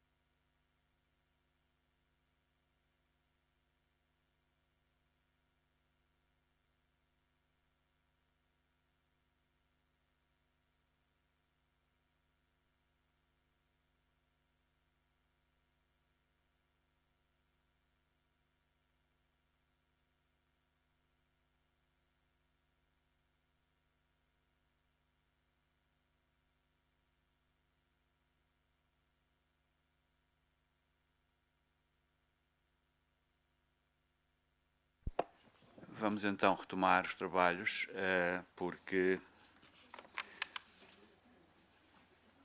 para não adiantarmos muito na hora o assunto. Ora, como estão recordados, a minha intervenção é uma pergunta e depois não uma tentativa de resposta, mas uma constatação de facto, ou de factos que são importantes para responder à pergunta. Então, professavam os Templários uma doutrina secreta? A primeira questão que se coloca é uma questão que parece paradoxal. Porque se a doutrina é secreta, como é que é possível conhecê-la? Não é? Portanto, não temos como. Ou teremos. Bem, na realidade, uma doutrina secreta pode ser entendida de várias maneiras. Quando se fala de doutrina secreta, podemos entender esse conceito de várias maneiras. E o facto de se chamar secreto não significa que seja mais do que está escondido. Pode ser secreto por intencionalmente ser secreto, mas pode ser simplesmente por estar à vista de toda a gente e ninguém ver. Não é? As duas coisas são verdade. Podem acontecer. E muitas vezes aquilo que aparentemente não é visível ou que não está intencionalmente escondido, mas que não é visível porque quem olha não vê, não está preparado para ver e, sobretudo, para entender, para fazer a leitura do objeto em causa. Mais do que, muitas vezes, haver uma intenção de esconder. Porque, vamos lá ver, há certas doutrinas chamadas secretas, por mais que sejam explicáveis, não conseguimos, ou não será possível, ou muito facilmente, não serão facilmente entendíveis. Porque as doutrinas secretas em causa implicam uma praxis. E se essa praxis não existir, podemos passar 50 anos a olhar para elas. Continuam secretas. Ou continuarão secretas. E, portanto, esta coisa da doutrina secreta é uma coisa complicada, porque não tem um significado único. Tem vários significados possíveis e vários ângulos possíveis de abordagem. Bem, no caso dos Templários, mas antes disso, vamos continuar a refletir um pouco sobre isto, porque é importante. Portanto, uma doutrina secreta, o que nós sabemos é que ela implica sempre uma... E eu vou pôr aqui isto maiorzinho para ser legível. A doutrina secreta implica sempre uma tradição esotérica, isso sem dúvida. Não há dúvida sobre isto. E esta doutrina secreta, ou tradição melhor secreta, implica também uma tradição hermenêutica, ou seja, uma interpretação consentânea com, não é? Adequada aos princípios, à natureza dessa tradição. Normalmente, e isto é muito comum acontecer, as pessoas perguntam, o que é que isso significa? Não serve nada de dizer. Porque nada significa fora de um contexto. Se não se conhecer o contexto, não há significado. Mudando o contexto, muda significado. Isto é vulgaríssimo. Não é quando a gente diz, então qual é a cor do luto? É o preto. Onde? Porque, por exemplo, na Índia é o branco. O contexto muda muita coisa. Por exemplo, olha, eu costumo dar um exemplo, ou dava um exemplo aos meus alunos de design, dava um exemplo para as meninas e outro para os meninos, para ninguém ficar infeliz.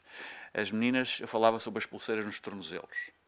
Não é? E as meninas gostam muito de usar as pulseiras nos tornozelos, não tenho nada contra.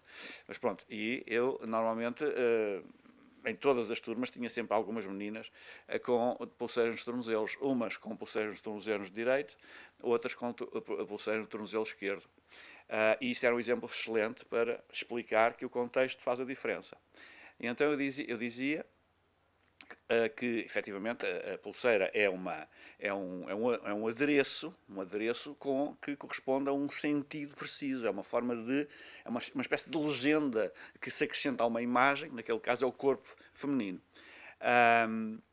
E então, por exemplo, ninguém imagina isso, não é? As meninas que usam pulseirinhas não imaginam que isso não é mais do que um aspecto decorativo, como usar brincos ou como usar outra coisa qualquer do género. Bem, então, a pulseira no tornozelo direito, não há grande problema sobre isso, não.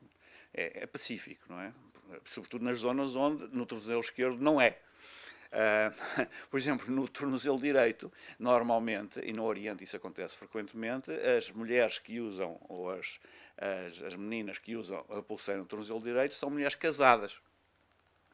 Já as que usam no tornozelo esquerdo são prostitutas. Estão a ver? Portanto, as coisas têm significados que às vezes, para nós isto é completamente esotérico, longe da nossa vista e do nosso coração. Já os meninos, por exemplo, eu quando falava também dos meninos, dizia-lhes aquelas tatuagens que se escolhem online, não é? Por catálogo, na internet, aquelas tatuagens maori, não é? Pôr nas costas, para depois ir exibir para a praia ou para algum sítio qualquer do género. Essas tatuagens maori, convém não ir para certos sítios, sobretudo para o sítio onde os maoris vivem, porque essa tatuagem específica é a do chefe da tribo. E chefe da tribo só há um. Vai acabar no caldeirão, de certeza, o fulano que apareceu lá com uma coisa dessas. Estão a ver? Portanto, as pessoas não sabem no que se metem muitas vezes, exatamente por ignorância, tal como... Isto é outro nível da questão do que estamos a pôr, não é? Isto é uma doutrina secreta, de certa maneira. Porquê? Porque as pessoas desconhecem, algumas desconhecem, as que estão fora do contexto desconhecem que é assim que estas coisas funcionam. Bem, mas, portanto, isto implica, e de acordo em consonância com o contexto em causa, implica, portanto, um sistema hermenêutico adequado. Porque se não tivermos o sistema hermenêutico adequado, também estamos a interpretar para o boneco, como se costuma dizer. Por outro lado, uma destas questões, portanto, uma tradição esotérica, deriva de aquilo que se chama uma revelação. Mais propriamente, até mais convenientemente em português, de uma desvelação. Porque uma revelação, a palavra revelar, significa voltar a tapar. Não é? Destapar é desvelar. Ou desvelar é destapar. Revelar é voltar a tapar. Mas é a palavra que se usa habitualmente. Não, mas pronto. E, portanto, essa revelação assume diferentes roupagens, consoante os lugares e as épocas. Exatamente, a tradição não é imutável, ao contrário do que se julga. A tradição não é imutável, ela é mutável de acordo com determinadas regras também, não vamos entrar nesses detalhes agora, mas é mutável e adapta-se, porque isso é exatamente o meio utilizado ou suscetível de permitir a sua continuidade. Adapta-se não degradando-se, atenção, adapta-se não se degradando. E isso a condição sine qua non para poder persistir no tempo e para poder sempre ser questionada e escrutinada. Portanto, isto implica, ser escrutinado implica, em princípio, é a parte talvez mais interessante da coisa, mais do que a tradição propriamente dita ou a doutrina secreta, é o meio de lá chegar, não é? Implica um sistema, uma pedagogia transmutacional que permita fazer esse trabalho. Bem, seja como for, o assunto, a doutrina secreta, como já vimos, é um assunto que pode ser assumido sob várias perspectivas e todas elas são viáveis e legítimas. Seja como for, é um assunto que parece ser bizarro, porque vamos falar de uma coisa que pode não ser totalmente visível. Bem, acontece que, para além dessas condições que eu coloquei agora, para que a transmissão seja viável, é preciso haver um grupo de pessoas que auxilie ao processo. Tem que haver um grupo de pessoas que normalmente não dão muito nas vistas, outras vezes até darão, mas muitas vezes não dão nas vistas, que ajudam ao processo. É aquilo que se chama aqui é a litoclusa. Não é?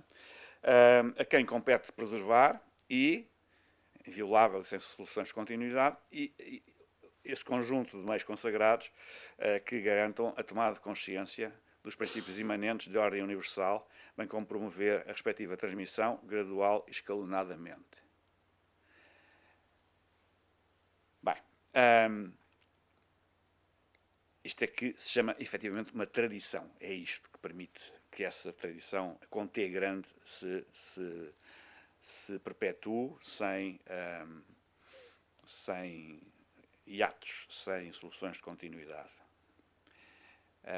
Portanto, isto tudo implica também, podemos dizer, uma espécie de filiação de mestre a discípulo. Hoje não há mestres, supomos nós,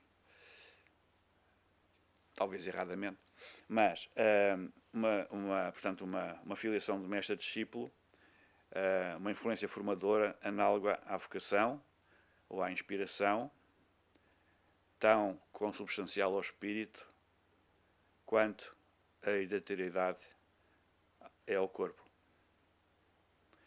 Portanto, são coisas que merecem reflexão, que obrigam a refletir e que não são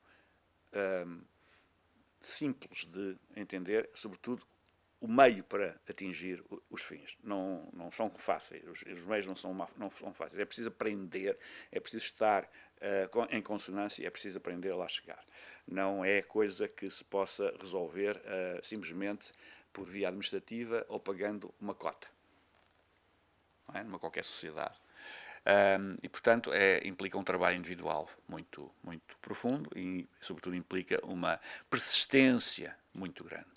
É preciso ser teimoso, como dizia o Luís de Matos há bocadinho, é preciso ser teimoso mesmo. Sem teimosia, não se irá muito longe. Bem, mas isto tudo vem a propósito de uma outra questão que tem a ver com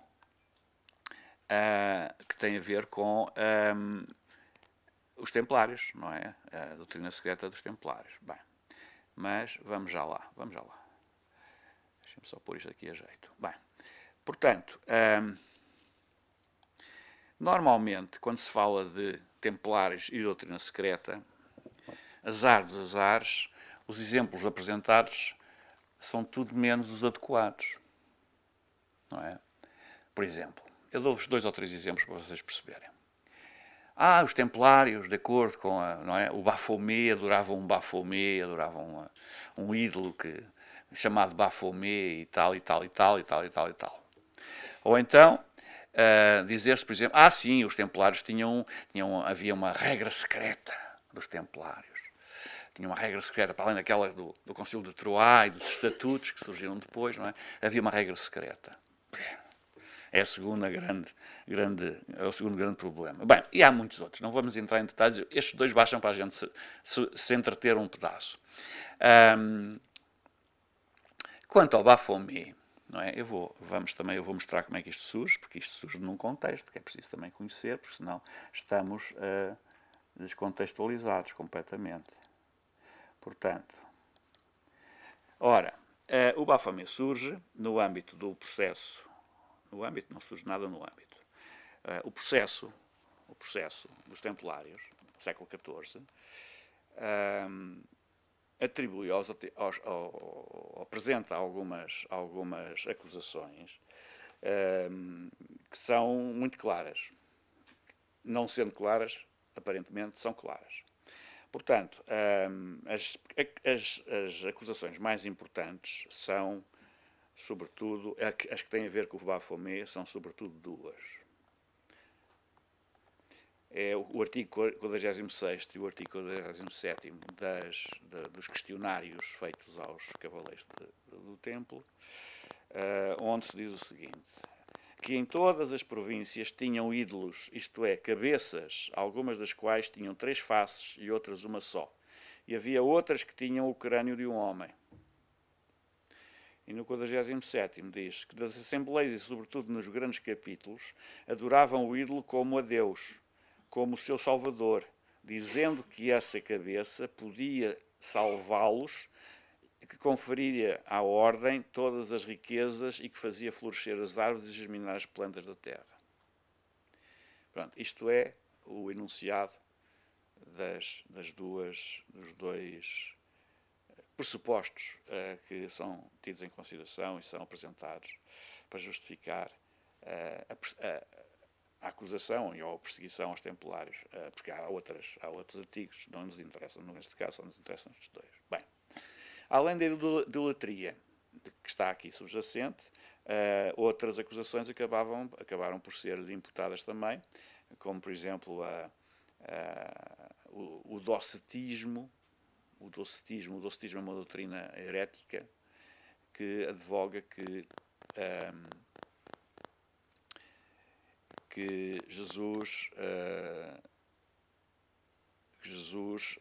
primeiro temos que fazer uma distinção que a gente não faz habitualmente. Na época era feita perfeitamente. Jesus e o Cristo são duas entidades diferentes. Aliás, se formos à Bíblia, Jesus só passa a ser Cristo com o batismo no Jordão. Antes disso não era. E deixa de ser quando exala o último suspiro. Passa a ser outra vez Jesus, o corpo de Jesus, de acordo com o texto. Pronto. Portanto, são coisas que na época não havia dúvidas sobre isto. Eram coisas claras e não havia mesmo dúvidas nenhumas. Portanto, o corpo de Jesus, segundo os docetistas, era um corpo falso. Um corpo que não tinha realidade, não valia nada, porque o que valia era o corpo espiritual, não é? O que valia era o Cristo. Portanto, Jesus não tinha valor nenhum. Daí cuspirem na cruz. Porque o que estava crucificado não era o Cristo, era Jesus. Bem, depois houve mais acusações associadas também ao facto de poder haver, e podia ter havido até, casos de homossexualidade na Ordem, e portanto havia também essa acusação pendente sobre a Ordem, prática de homossexualidade. Bem, etc, etc, etc. Seja como for, o que nos interessa aqui são as cabeças, são os ídolos, porque é exatamente com base nisso que surge a ideia do Baphomet. Ora, correndo para a frente e para trás e para os lados, os processos que estão publicados ainda por cima, nada disso está inédito, está tudo publicado. Correndo tudo, várias vezes, para não haver dúvidas, nós não encontramos uma única vez o ídolo em causa, denominado por Baphomet, pelo termo Baphomet. Não encontramos. Então como é que se pode falar de uma coisa que não existe?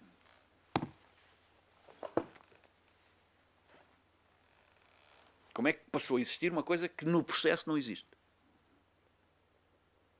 É simples. Sabemos como é que foi. Um autor alemão do século XVIII, chamado Friedrich Nicolai, escreveu um livro muito, muito adverso aos templários. E, evidentemente, usou todos os argumentos possíveis e imaginários para poder deitar abaixo os templários e a Ordem. E foi ele que introduziu o termo Baphomet. O ídolo passou a chamar-se, a partir do Friedrich Nicolai, em meados do século XVIII, Baphomet.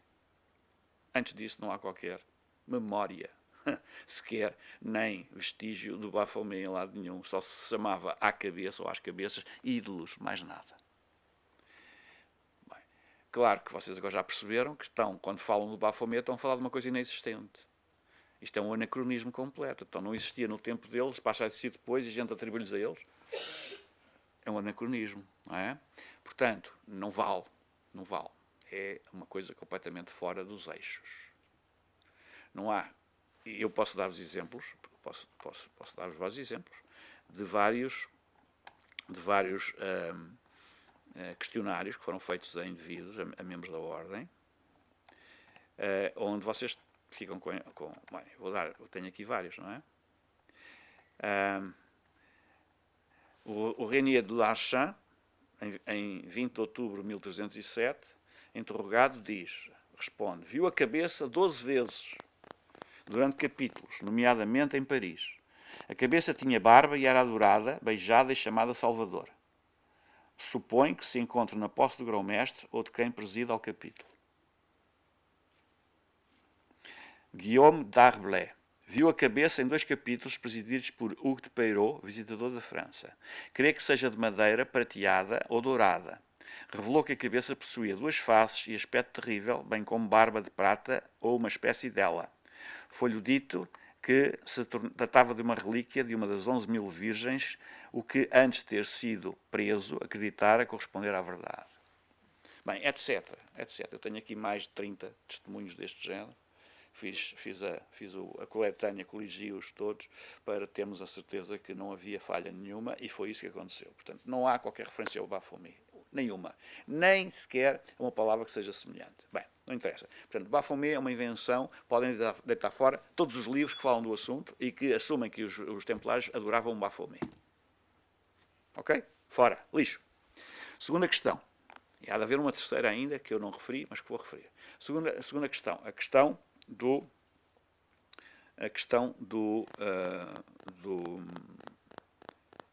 que eu referi há pouco. Desculpem, deixem-me ir aqui às imagens outra vez. Portanto, a questão da regra secreta. Não é?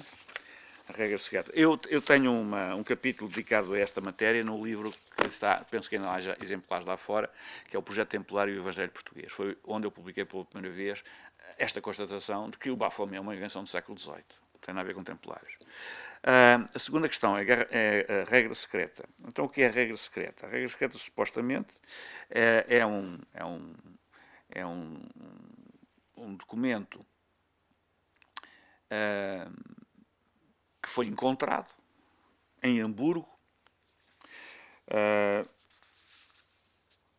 e que foi atribuída a um famoso Rosselin de Foix,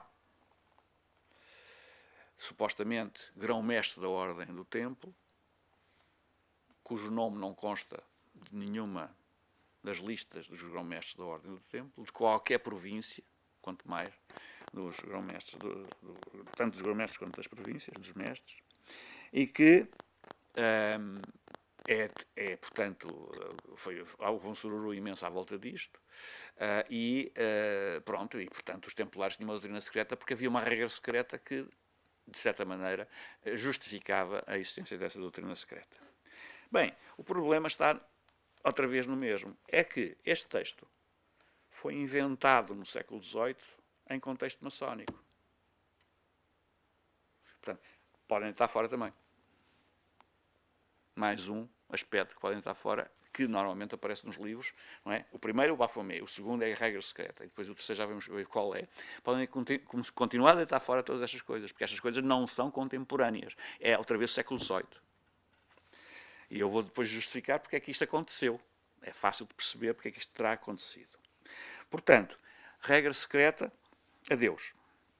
Não é? Tal como também também podíamos juntar a isto uma série de doutrinas ou teorias sobre a sobrevivência da tradição templária por via de três grandes tradições lendárias. É a filiação Beaujeu, a filiação Aumont e a filiação Larménios. São as três grandes linhas de justificação da persistência dos templários no tempo até exatamente, vamos entrar agora no terceiro elemento, até à sua transformação em maçonaria. Portanto, isto pretende justificar a maçonaria como uma espécie de solução de continuidade dos templários. Mas como todos estes documentos foram inventados no século XVIII, também podem deitar fora. Portanto, podemos deitar fora praticamente tudo quanto se diz acerca da doutrina secreta dos templários nos livros. Porque nada disto é contemporâneo, é tudo posterior, é tudo do século XVIII. Bem, é evidente que este terceiro assunto foi muito conhecido mesmo, até cá em Portugal. Porque, por acaso, nós temos informação bastante concreta sobre isso, até o Fernando Pessoa se refere a este assunto também, imaginem. Temos informação muito concreta sobre isso, porquê? Porque, face à inexistência fora de Portugal de qualquer ordem legítima herdeira dos templários, houve uma série de grupos, regra geral, maçónicos, e exatamente a partir de 1717, data oficial da criação da maçonaria, que tentaram obter legitimidade de representação templária no âmbito das suas organizações, vindo bater à porta de quem? Do grão-mestre da Ordem, que era o rei de Portugal. Aconteceu 4 vezes nos reinados de Dom João V, no reinado de Dom José, Dona Maria I e Dom João VI. Portanto, foram enviados representantes dessas organizações a Portugal para tentarem obter junto da coroa o alvará que lhes daria a possibilidade de representar a Ordem do Templo por via da Ordem de Cristo, porque entendiam, e isso está claro na documentação, entendiam essas instituições maçónicas que era a única representante legal, legítima e herdeira legítima, legal e adequada dos Templários. Portanto, há um caso até muito conhecido, que é o tal que o Fernando Pessoa cita, que é o caso de um espanhol, que não sabemos ao serviço de quem estava, porque eles não se apresentavam ao serviço desta e daquela e da outra obediência. Eles apresentavam-se autonomamente e individualmente. E há um caso de um espanhol chamado Nunes, que é o único nome que temos, os outros nomes não temos, só temos a situação, a descrição da circunstância, não temos os nomes dos intervenientes, mas o Nunes, que evidentemente foi corrido, por acaso não foi corrido, foi apreendido, todos eles acabaram na cadeia, porque não saíram de Portugal livres, foram mesmo presos pelo mando da coroa, porque a coroa percebeu que havia ali um complô para se apoderar de algo que era de uma natureza que não podia ser legada ou delegada como pretendiam esses indivíduos. E, portanto, reparem, 3 matérias essenciais que aparecem. Eu não quero demorar-vos muito tempo nisto, mas vocês sabem, quem já é lido nestes assuntos sabe perfeitamente que estes são os 3 das maiores questões quando se fala de doutrina secreta, são as 3 das maiores questões que são referidas. E, portanto, há outras, mas estas são as principais. E de uma forma muito sucinta. Não estou a desenvolver isto muito. Aliás, eu tenho isto publicado já em vários livros, em vários locais, em vários capítulos dos meus livros, portanto vocês encontrarão isto sempre em algum sítio. Se alguém quiser saber exatamente onde, para além do projeto Templo do Evangelho Português, depois pergunta e eu direi. Mas será que realmente, anulando estas 3 hipóteses, deixa de haver doutrina secreta dos Templários? Não. Será que não há mais nenhuma hipótese de sustentarmos a possibilidade da existência de uma doutrina secreta?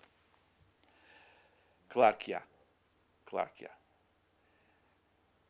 Ninguém mais a tem senão nós, em Portugal. Por isso é que vieram cá tentar buscá-la, não é? Perceberam que não havia noutro sítio, que era aqui. E os 2 sítios, os 2 locais templários, que depois passaram à Ordem de Cristo, onde mais elementos se acumulam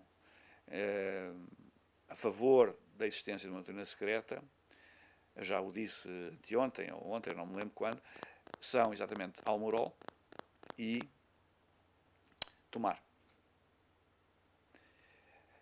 Há outros locais onde acontecem coisas idênticas, ou há vestígios disso, mas não são tão fortes. Por exemplo, vou dar-vos um exemplo concreto. Quando o Olimpais constrói ou reconstrói Sor, ele reutiliza este agimês, é assim que se chama esta pedra, um agimês, supostamente visigótico, e ao qual falta uma parte que está cortada, vê-se perfeitamente está cortada, mas onde existiria, aliás estão lá mais 2, mas onde existiria uma terceira copa, portanto uma terceira taça, aquilo que na época e neste contexto iconográfico se chama um cântarus. O cântarus não é mais nem menos do que a representação, porque é do cântaros que nasce a árvore da vida, como vocês veem, com os cachos de uva, etc., não é? Portanto, o alimento eucarístico. Esse cântaro não é mais nem menos do que uma representação, ou uma pré-representação, daquilo que nós mais tarde vamos chamar o grau. Bem, porque será que o alguém Paz terá escolhido isto? Escolheu outras coisas também, mas porque é que terá posto isso em um local tão nobre no Castelo de Soura? É o local mais nobre do Castelo de Soura. Ok? Pronto. Quem tenha olhos que veja. Está lá há 800 anos e nunca ninguém chamou a atenção por esse detalhe. Mas é evidente que houve uma razão, certamente, o Oliver tinha uma razão para pôr isto à vista, para que alguém que tivesse olhos pudesse vislumbrar. O Soura tem mais uns elementos interessantes, não vou perder tempo com isto. É só para vos dar exemplos. Vou dar-vos um outro exemplo agora do século XVII. Portanto, no âmbito da Ordem de Cristo, é uma comenda da Ordem de Cristo, no distrito da Guarda, um pouco a sul de Feixe Espada à Cinta, é entre Feixe Espada à Cinta e a Guarda. É uma igreja de uma localidade chamada Escalhão, que é um igrejão, uma coisa imensa, numa aldeia sem importância maior hoje em dia. E a igreja é uma estudante, não é? É uma coisa que se vê à distância e dá para ver que não só o local, a comenda era rica, como havia a intenção de tornar evidente a existência desta igreja. Bem, no interior da igreja existem várias coisas que eu não vou abster-me agora de referir, só vou centrar nesta peça, que é um retábulo de madeira, que existem dois, um de cada lado do altar, tipo predela. Portanto, são aquelas partes pequeninas por baixo dos altares, não é? Há uns nichos e tal, por baixo do nicho tem uma predela, isto é uma das predelas, e nesta predela existe um exemplo muito concreto de uma coisa que, embora esteja na Bíblia, não está na Bíblia desta maneira. Como sabem, na Bíblia, no Evangelho segundo São João, há uma referência a um indivíduo chamado, que é um apóstolo chamado Tomé, ou Tomás, também dito Tomás.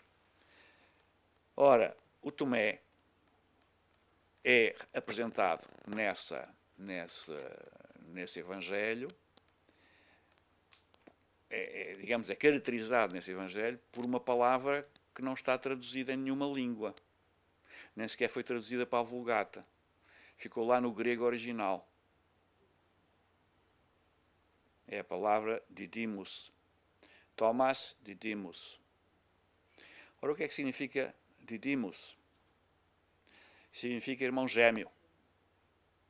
Aliás, tal como Thomas também significa irmão gêmeo. Não era preciso lá porem o adjetivo, não é? Ou, neste caso, o classificativo para podermos determinar que era gêmeo, porque a palavra Thomas em aramaico significa gêmeo, irmão gêmeo. Irmão de sangue. Ok? Questão. Irmão de sangue de quem? É evidente que no contexto só pode ser de um indivíduo. Jesus.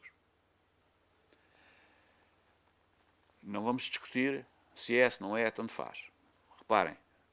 Duas figuras de Jesus em simultâneo no processo de caminhar para o Calvário.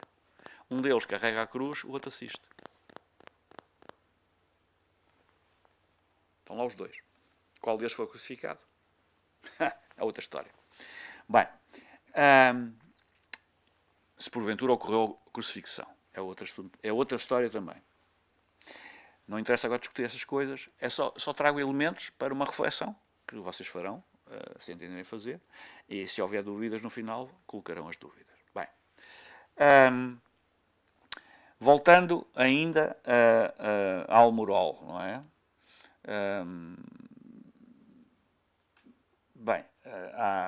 Não, antes disso vamos a outra coisa. Vamos passar por outro lado.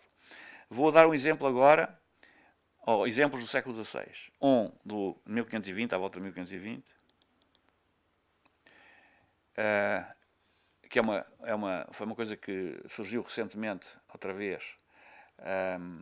Onde é que está isto? Ícones grandes, está aqui. Que surgiu novamente aí à vista, mas que esteve escondida durante muito tempo. Aliás, isto está metido num cofre de um banco, em Portugal. Esta pintura, que é um Cristo, não é em glória, mas também não é após a crucifixão, não é após a ressurreição. Reparem que não tem estigmas nas mãos. Isto é outro elemento interessante, porque no Convento de Cristo, antes da reforma do Frei António de Lisboa, e mesmo depois da reforma do António de Lisboa, durante muito tempo, não havia Cristos crucificados. Havia Cristos em glória ou ascendendo aos céus. Não havia Cristos crucificados.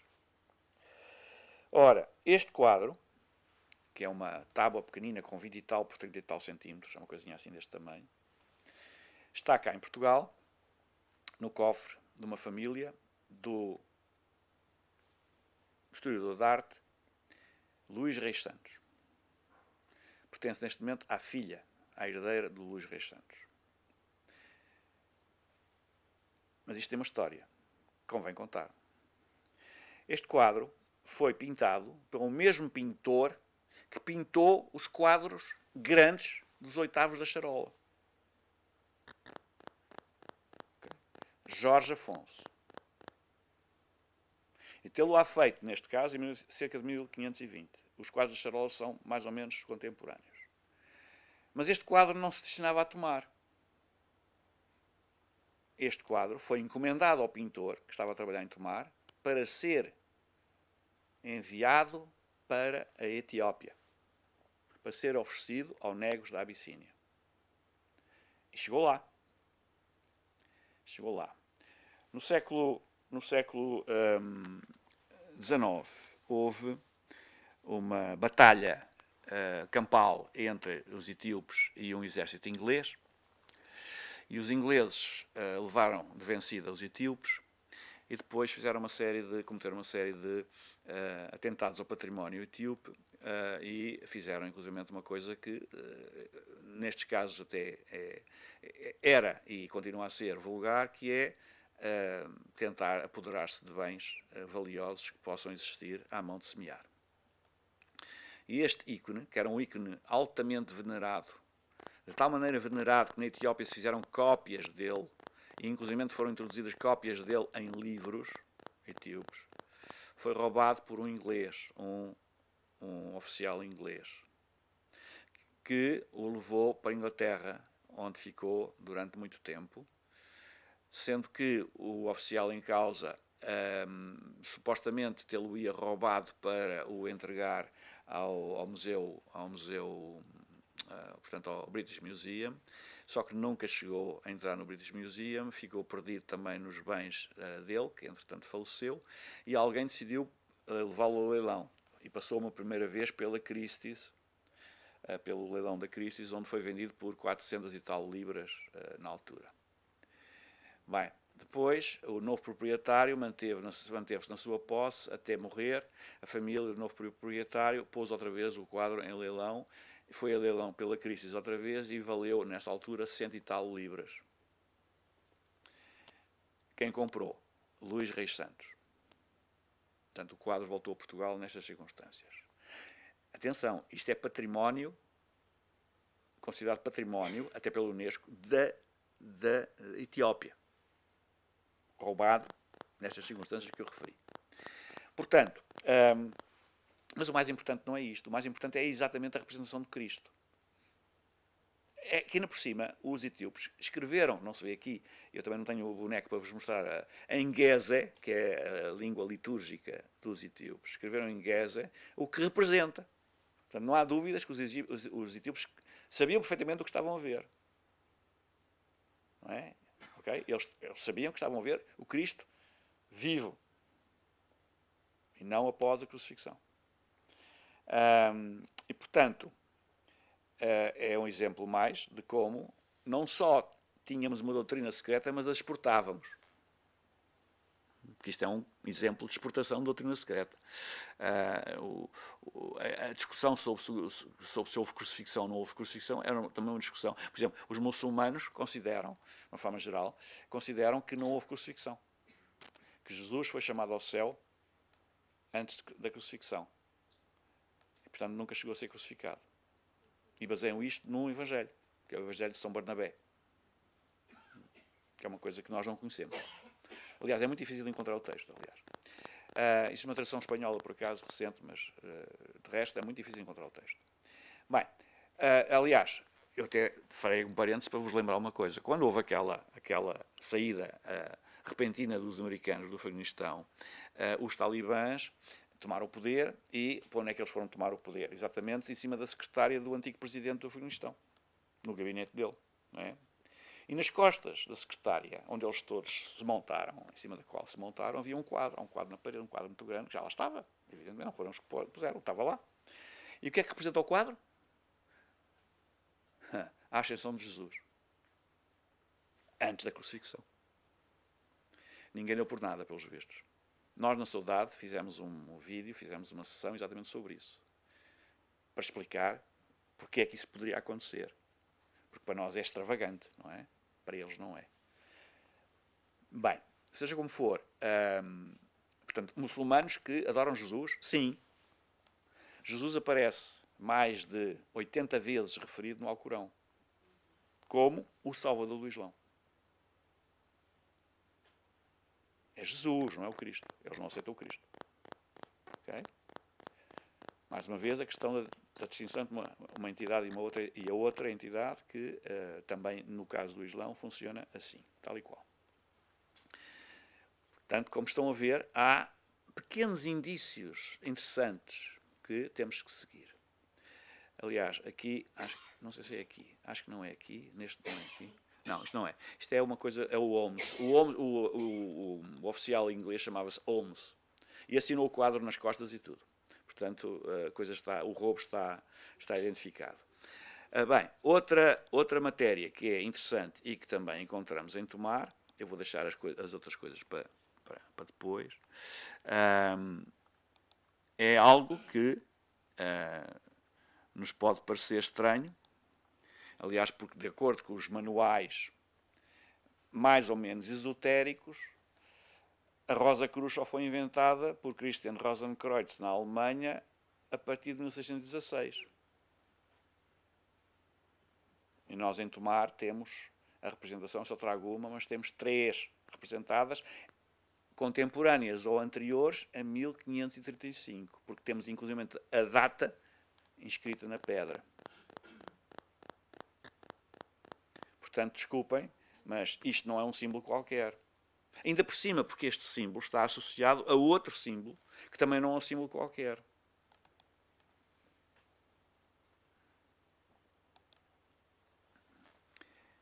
Que é este símbolo.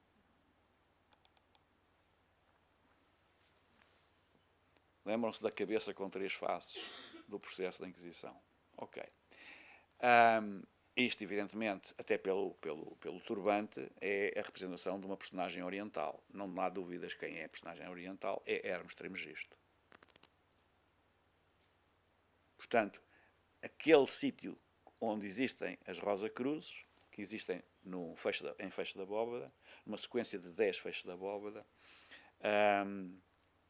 estão associadas a esta personagem, que é a personagem que preside à escadaria em espiral que acede a esse sítio. Portanto, aquele sítio é um sítio hermético, é um sítio onde as doutrinas da filosofia hermética são praticadas certamente, e a Rosa Cruz está lá exatamente como um exemplo dessa prática. Há outras coisas que também não vou entrar em detalhes, vocês encontram também nos meus livros, já publiquei, inclusive no Guia de Tomar, está lá explicadinho o que é que isto é e como é que surgiu a alteração do estatuto do espaço para a adega. Porque hoje em dia aquilo é chamado a adega. Nem sempre foi assim, só passou a ser adega quando o Conde Tomar, primeiro-ministro da Ana Maria II, se tornou Conde Tomar e comprou o edifício em asta pública, uma parte do edifício em asta pública, e transformou aquele espaço em adega. Antes disso não era adega. Pronto, portanto, temos, entretanto, outros exemplos, também em Tomar, de práticas de gnósticas, porque se trata disso. Isto não é estas práticas, esta doutrina secreta não era digamos, uma expressão daquilo que era a ordem natural e canónica das coisas, em termos da Igreja Católica, é outra coisa distinta, e temos exemplos disso noutros espaços. Olhem, por exemplo, este aqui, reparem, quem é que tem um cabelo na testa neste sítio? É evidente que isto não é um cabelo, isto é um conjunto de línguas de fogo.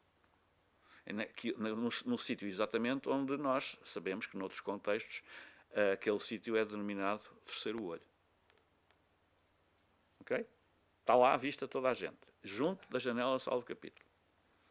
É só prestar atenção.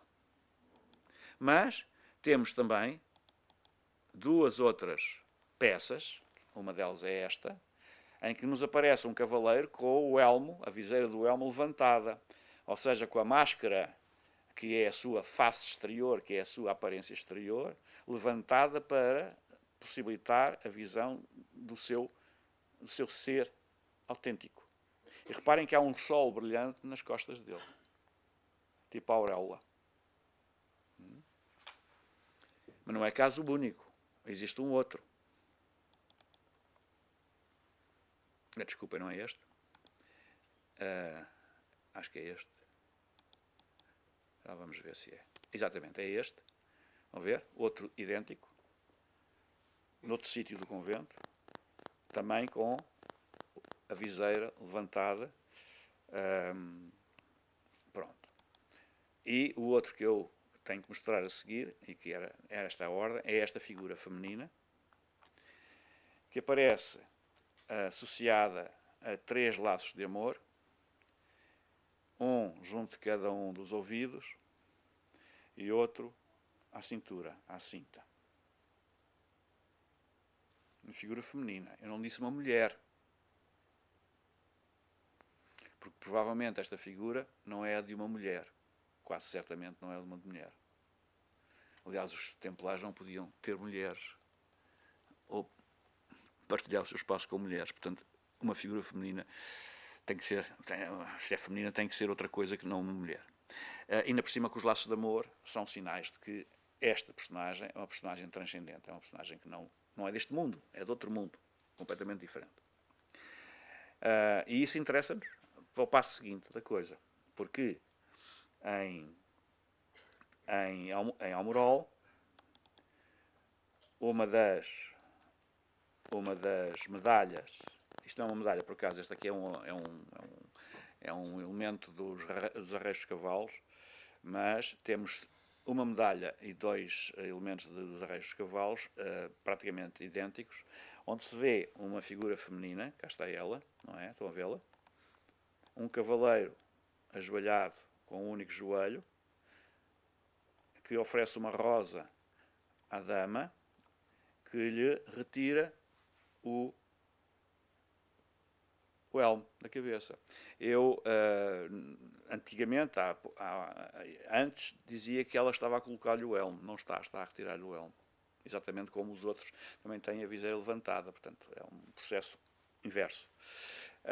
E até porque a oferta da rosa só pode acontecer neste momento. Não pode acontecer antes. Bem, ele tem uma bandeirola também atrás. Vamos ver a outra peça para percebermos.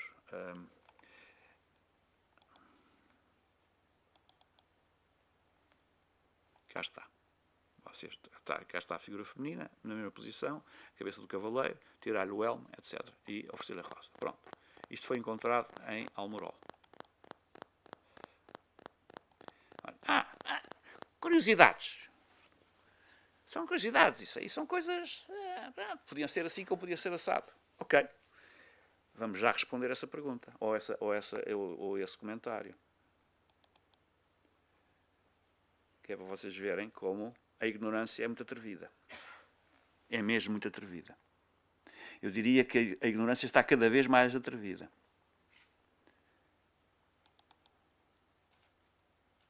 Olha. O que é isto?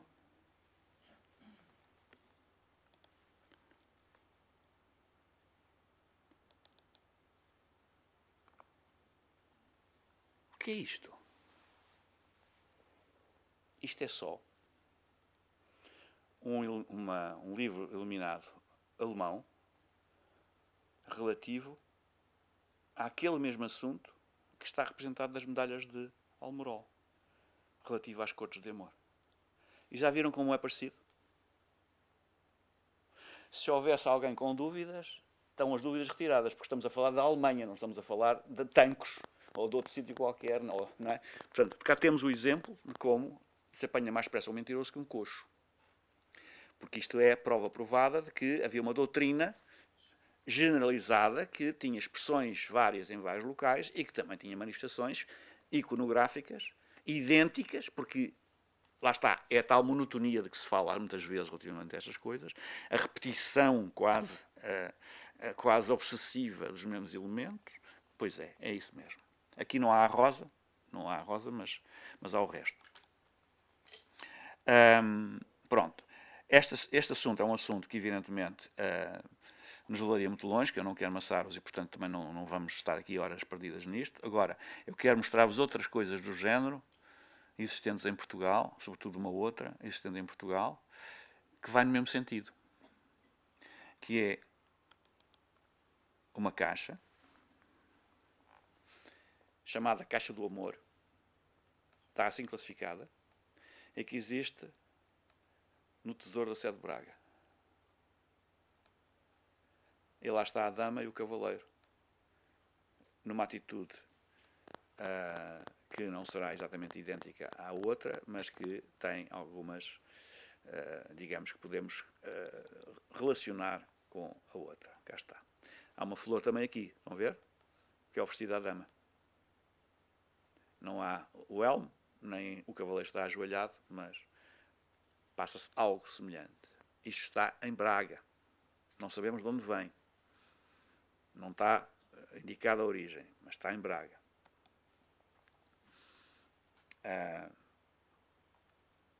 E penso que já temos aqui um quadro interessante de referências para podermos refletir bastante sobre o caso da doutrina secreta, porque isto é evidência de uma doutrina secreta que tem a ver com uma espécie de liturgia distinta daquela que é a liturgia eclesiástica vulgar. E não existe em contexto alemão e no contexto daquela iluminura qualquer outra explicação. Não existe. Nem há recorrências, como há aqui em Portugal. Aquilo aparece no âmbito podemos dizer que aparece no âmbito de livros de cavalaria e pronto, e é assim que aquilo é um conjunto de 30 e tal iluminuras, todas diferentes, em que, aliás, o David acho que apresentou uma ou duas ontem, diferentes, mas esta também pertence a esse livro, David. Portanto, desculpem lá, perdi aqui outra vez Portanto, é assim. Só quero, para terminar esta parte, porque isto não quer amassar-vos. Vocês já perceberam, eu já várias vezes falei também sobre este assunto, já perceberam que isto não vale a pena forçarmos a nota. É pão, queijo, queijo, constata-se e pronto, não vale a pena. Quem quiser, vá investigar mais. E se tiver dúvidas, pergunta e a sua pergunta será respondida se houver, evidentemente, como responder. O que eu quero mostrar-vos agora é uma coisa muito concreta. Diz que não há vestígios de cátaros em Portugal. Não é? O Virgílio ontem mostrou que havia muitos. Mas a Academia diz, não, é impossível, isso é uma teoria esotérica e tal. Não sei o quê. Ok. Então, os vestígios são de tal maneira que até há pintura alusiva. Isto é, o São Bernardo, sabem que o São Bernardo foi ao Languedoc pregar contra os cátaros. Inclusivamente, fez é aquilo que está representado aqui, fez um exorcismo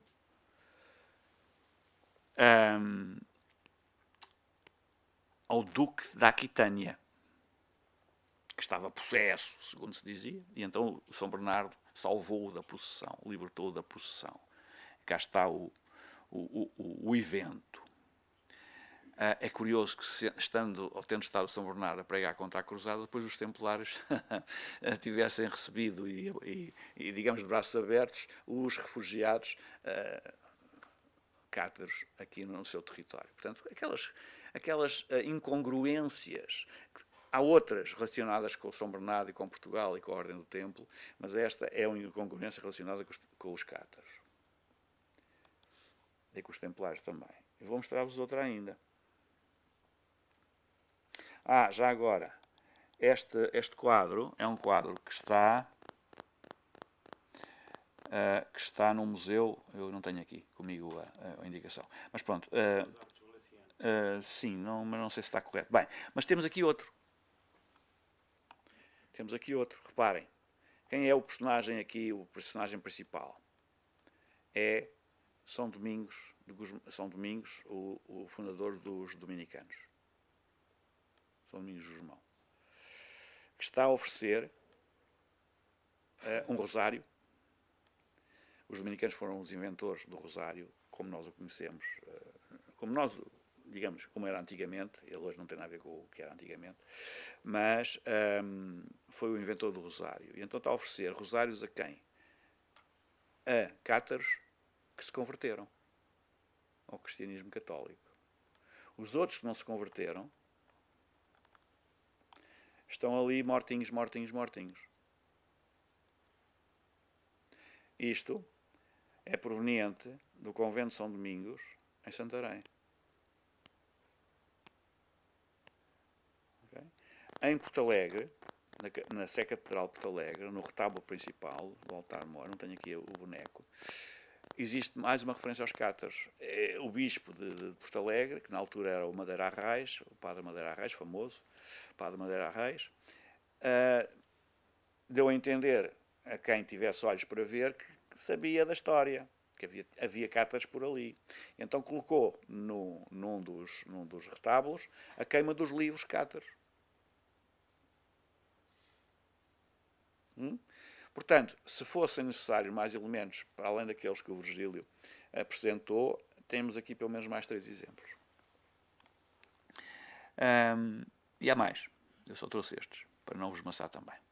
Portanto, em suma, talvez seja mais engraçado agora deixar ao vosso critério fazerem perguntas, se tiverem perguntas para fazer, do que estar a amassá-los com mais elementos, porque eu não vou acrescentar nada de novo àquilo que já disse. Isto é o fundamental que eu tenho a dizer e, portanto, espero que tenha sido suficientemente esclarecedor, que as histórias que se contam acerca da doutrina secreta dos Templários, e sobretudo aquelas 3, não é? Sejam do século XVIII. Portanto, nada tem a ver com o assunto. São reinvenções ou invenções, e algumas delas foram reinventadas posteriormente. Por exemplo, o Baphomet foi inventado pelo Friedrich Nicolai no século XVIII. E no século XIX, um francês chamado Eliphas Lévy reinventou o Baphomet. O Baphomet, a partir daí, começou a ser um diabo colocado sob um plinto. Ele, inclusive, publica a imagem do diabo sob o plinto. Não sei se tenho aqui isso. Se eu tiver aqui, até vos mostro para vocês verem como é que é. Deixem-me ver se eu tenho aqui, não me lembro. Mas isso está publicado no meu livro sobre onde eu falo do assunto do Baphomet. Não está aqui, não tenho aqui por acaso. Mas pronto, sendo assim, e depois posteriormente houve mais autores que trataram do assunto, inclusive autores do século XX. Eu nem vou amassar-me a citar os nomes. Aliás, alguns dos livros onde essa matéria é tratada são livros que estão aqui na biblioteca do Centro do CITA, que foram oferecidos por mim à biblioteca do CITA. Portanto, há pelo menos 3 livros onde o assunto é tratado modernamente, que também não adianta coisa nenhuma, porque partem do pressuposto que a história é templária, quando ela, na realidade, foi inventada no século XVIII, na Alemanha. Portanto, pronto, não interessa. Estas coisas são muito graves. Porquê? Porque se vão avolumando e depois chega a um ponto em que é muito difícil desconstruir estas histórias. E neste momento eu creio que é mesmo quase impossível desconstruí-las. Porque ainda hoje de manhã o nosso convidado, o Padilha Neto, veio ter comigo dizendo: então, e conhece o Baphomet de Tomar? É? Portanto, é evidente, já está na gíria, não é? Já está na gíria o nome, aplicando o nome a uma coisa que não lhe compete. É só isso. Portanto, se quiserem fazer perguntas, façam um favor. Se eu souber responder, tenho todo o gosto. Posso fazer uma questão? A questão é a seguinte. a temática do amor cortês é algo que me agrada e que me diz alguma coisa, e achei extraordinário as imagens que encontraram aqui em Almorola, mas fiquei com uma questão a bailar na cabeça. Como é que se explica a presença de imagens que têm a ver com o amor cortês, por acaso até era um amor cheio de símbolos e de mensagens subliminares, como é que se explica isso num contexto templário, quando os templários não poderiam ter na sua companhia a mulher? Sim, ok. Eu referi-me a figuras femininas, não a mulheres. Até sublinhei isso. No contexto gnóstico, ou pelo menos em alguns contextos gnósticos, a figura da mulher, ou figura feminina, melhor dito, representa uma entidade não física, densa. Ok? Representa o intelecto ativo, ou agente, como muitas vezes se chama, que é o verdadeiro espírito. E, portanto, aquela cena ali reporta a um processo gnóstico em que o cavaleiro procurava exatamente essa consonância com o intelecto ativo, com vista, porque é esse o objetivo da gnose, com vista à reintegração. E isso explicará a ideia da revelação e do tal sinal da senha. Sim. Para a revelação. Sim. Pronto. Depois, evidentemente, que isto tem depois outras conotações, porque, por exemplo, isto está relacionado também, e é contemporâneo, ainda por cima, do ciclo dos trovadores, do ciclo trovadoresco. Não é? E o Virgílio ontem leu um poema, um Sirventês do Gil Pérez Conde.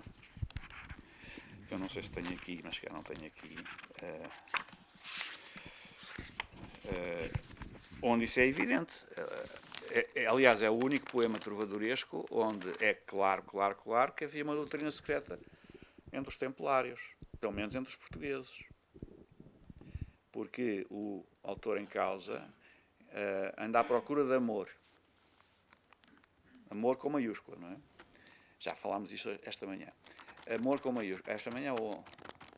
Exatamente, hoje de manhã. Amor com maiúscula. Pronto, é um amor especial. Já vimos que é um amor especial, não é um amor hedonista. Então anda à procura de amor. E não encontra amor em lado nenhum. Nem em casa do rei, nem em casa dos privados, nem em casa dos nobres, nem em lado nenhum, nem sequer entre os hospitalários. Mas onde é que eu achei o amor? Entre os templários, porque noutro sítio não o achei. Portanto, é a prova provada que havia uma doutrina secreta. E é um trovador quem o diz. Portanto, a lírica trovadoresca, que normalmente nós chamamos lírica provençal, ou de origem provençal, está mal classificada. Porquê? Porque a lírica do amor... Primeiro, não há lírica de amigo na Provença, que é alguma coisa que põe os estudiosos um bocadinho à nora, porque então como é que há uma coisa e não há outra? Não é? Eles depois justificam. Não, porque isso é mais para a Galícia, para Portugal, é mais galego e português, galego-português e tal, não sei o quê. Mas não se justifica que assim fosse, porque houve vários trovadores provençais que, tendo se deslocado à Península Ibérica, também cantavam cantigas de amigo. Portanto, não justifica. Bem, mas a diferença fundamental que interessa aqui fazer é que, enquanto na Provença as cantigas de amor trovadorescas partem do seguinte pressuposto, de que o trovador, ou alguém, a letra digamos que às vezes é pouco capaz de nos guiar para sabermos quem foi, se é o trovador, se é um terceiro. O trovador, ou quem quer que seja, apaixona-se por uma dama que nunca viu, mas sobre a qual apenas ouviu falar. Enquanto os trovadores do amor galaico-portugueses se apaixonam por uma dama que efetivamente viram, conseguiram ver. isso liga-se a outra coisa, que eu já falei também sobre isso, está no catálogo que foi reeditado agora, a respeito de Almorol, porque além das medalhas, Almorol está associado, de uma forma muito indelével, a um romance de cavalaria intitulado Palmeirinho de Inglaterra, que tem Almorol por cenário principal. E a Almorol ocorriam cavaleiros de todo o mundo, incluindo muçulmanos. Para quê? Para tentarem ver a dama, que não viam logo, porque a dama se escondia atrás das ameias, fazia-se cara, não é? E só passavam a conseguir vislumbrá-la parcialmente quando já tinham dado provas da sua fidelidade, do seu empenho, da sua persistência, da sua teimosia e das suas capacidades e dons. E finalmente, quando atingido o clímax das suas competências, se dispunham a olhar para a dama e a vê-la face a face, ela mostrava-se-lhes. Ela desvelava-se aos cavaleiros. Essa dama, curiosamente nesse romance, tem um nome que tem tudo a ver também com a visão. Chamava-se Mira Guarda, a guardiã da visão. Pronto, são alguns exemplos. Isto, podíamos levar isto muito mais longe, porque há mais exemplos, mas são mais complicados porque implica contextualizações mais complicadas, mais complexas. Mas estes são os mais evidentes e até temos os indícios materiais visíveis que podemos usar. Mas não sei se respondi. Se não tiver respondido, volto à carga com outra pergunta. Sim, sim. Algumas coisas respondeu, outras ficaram-me aqui a bailar na cabeça. Sim. Mas Ouça isso... uma coisa. É muito fácil, se quiser ter a certeza daquilo que eu estou a dizer, porque é evidente que eu não estou aqui eu não acordei bem disposto hoje de manhã, não é? E com uma visão salvífica ou soteriológica do assunto. Não é? Isto é um assunto que foi investigado também nos papéis. Também fui investigar nos papéis e há, por exemplo, publicado pelo Gulbenkian, um livro, que é uma tese de doutoramento, sobre a poesia provençal. Consulte, em francês. Consulte e vai ver o que é que o autor diz. O autor diz que a poesia provençal esteve na origem da poesia galaico-portuguesa. Sim, sim, e há aquela questão de haver os 4 graus, em que há o finidor, o pecador, o entendedor e o drute, o amante. Sim, sim. E a ideia que nós ficamos é que no território peninsular nunca se chegava ao último grau porque havia uma grande influência da Igreja que abafava essa questão do amante, de chegar à fase do amante. Só que a fase do amante pode ser também uma coisa mais espiritual, no sentido de... Com certeza que é. Sim. Com certeza que é. Com certeza que é. Essa questão do... A questão do... Eu já disse isto também várias vezes. E ontem o Virgílio também deu a entender isso na comunicação que fez. Nós, na Saudade, temos um projeto de investigação dos textos da Cavalaria Espiritual, que nós chamamos assim Cavalaria Espiritual, que incluem textos de cavalaria propriamente dita e depois as chamadas novelas pastoris, que são um sucedâneo, que são uma continuação, digamos, num grau diferente das mesmas questões. Porque a linguagem é a mesma, as metáforas são as mesmas, a metalinguagem é a mesma, é tudo a mesma coisa, só com um cenário diferente e com roupagens diferentes. Nesses estudos que estamos a fazer, nós encontramos exemplos disto a cada passo.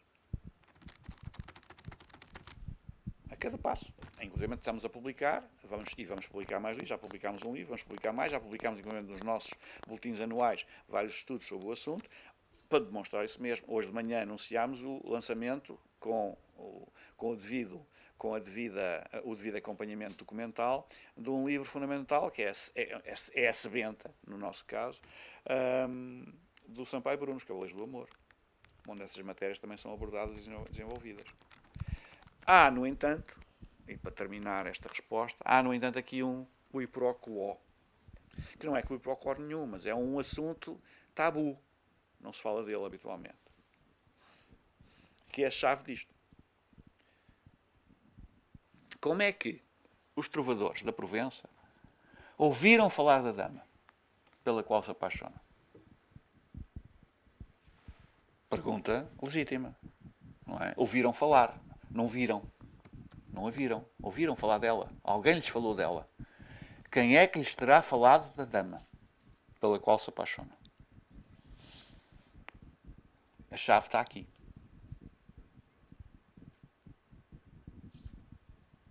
E é preciso encontrar as razões disto, estudá-las, desenvolvê-las, para depois perceber o resto. Eu muito rapidamente respondo. Quem tiver mais curiosidades terá que, evidentemente, ir investigar. A chave disto é uma doutrina esotérica, é uma doutrina secreta, ou se não completamente secreta, pelo menos mais ou menos discreta, que foi exposta por um herege de origem bracarense, chamado Prisciliano, que chegou a bispo de Ávila e que em determinado momento foi condenado à morte pelos restantes bispos peninsulares e pelos franceses, como herege. E que foi executado em França, juntamente com mais alguns companheiros e companheiras, porque o movimento prisciliano era constituído maioritariamente até por mulheres, e cujos corpos depois foram transportados, já cadáver, para Santiago de Compostela, onde foram sepultados. E isto dá-nos logo uma reviravolta completa na geografia também, porque, segundo esta história, os corpos chegaram lá no final do século V, princípio do século VI. Santiago de Compostela e a figura de Santiago só aparece associada a Santiago de Compostela no século IX. Portanto, havendo uma peregrinação anterior, seria certamente para o cemitério dos mártires. Bem, mas então, ainda fica por responder, então, mas e a Provença? Pois, é que os adeptos do priscilianismo, à semelhança dos cátaros no século XII, princípio do século XIII, refugiaram-se no Languedoc e na Provença, de onde depois regressaram às origens. Portanto, o catarismo, de uma certa forma, ou alguns grupos do catarismo, eu diria, do catarismo mitigado, do dualismo mitigado, não do dualismo radical, que esses são, porventura, outras origens, tiveram origem na Península Ibérica, tiveram que se refugiar no Languedoc e na Provença, e depois regressaram de lá para cá, sendo protegidos pelos Templários nos territórios de Castelo Branco e Porto Alegre. E a chave para este processo e para estas ligações é esta. É a figura do prisciliano e da doutrina priscilianista. Só tenho a agradecer, obrigada. Os textos do prisciliano estão publicados. Atenção, eu disse mal. Os textos atribuídos ao prisciliano estão publicados. Porque eu suspeito que os textos que foram publicados como sendo do prisciliano não são do prisciliano. Porque eu conheço outros textos que não são considerados de prisciliano, que são muito mais conformes à doutrina do prisciliano do que aqueles que foram publicados, sendo que lhes foram atribuídos. E esses textos, ainda por cima, estão incluídos em música sacra da Alta Idade Média, exatamente do período em que tudo isto aconteceu, onde, efetivamente, aí é possível encontrar-se dualismo, gnose e outros processos que, nos textos que nós temos conhecimento, aliás, a pessoa que faz, a senhora que faz a introdução ao livro, à edição, diz que é estranho, não dá para perceber, não aparece haver nenhum elemento dualista aqui e tal. Pois não, é que os textos não são os dele, provavelmente, o mais certamente é não serem dele. Aqueles foram textos inventados para fazer de conta que o homem era muito conforme às regras da Igreja, porque ele passa a vida a citar a Bíblia, e cita, e conhecia, e até promovia a leitura de apócrifos. Sabemos isso, não é? Sabemos isso. Entre os quais, por exemplo, reparem, o livro de São Tomé, o Evangelho segundo São Tomé, os Atos de São Tomé e outros. Portanto, nós temos que fazer uma investigação com o cuidado necessário para não cairmos na esparrela do óbvio. Porque a esparrela do óbvio já deu o que tinha a dar. Não há como sair dali. estamos metidos num buraco do qual não conseguimos sair. Para sairmos do buraco temos que, é como dizia o outro, para vermos a ilha temos que sair da ilha.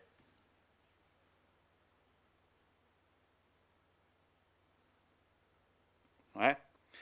Portanto, é apenas mais uma constatação. Mais alguma pergunta? Fazem um favor? Sim.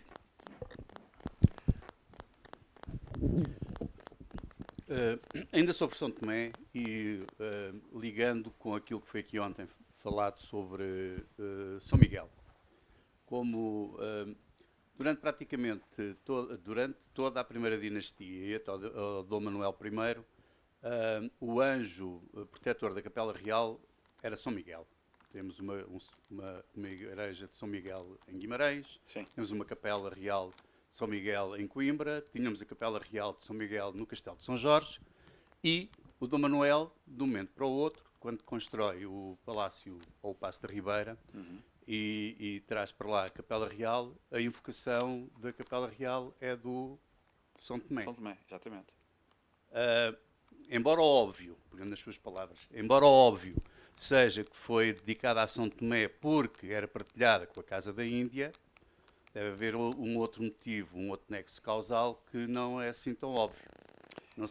Depois também temos, como ontem falava, o São Miguel, o anjo protetor, também pedido pelo Dom Manuel, que era coisa que eu desconhecia, pedido pelo Dom Manuel ao Papa, o anjo custódio.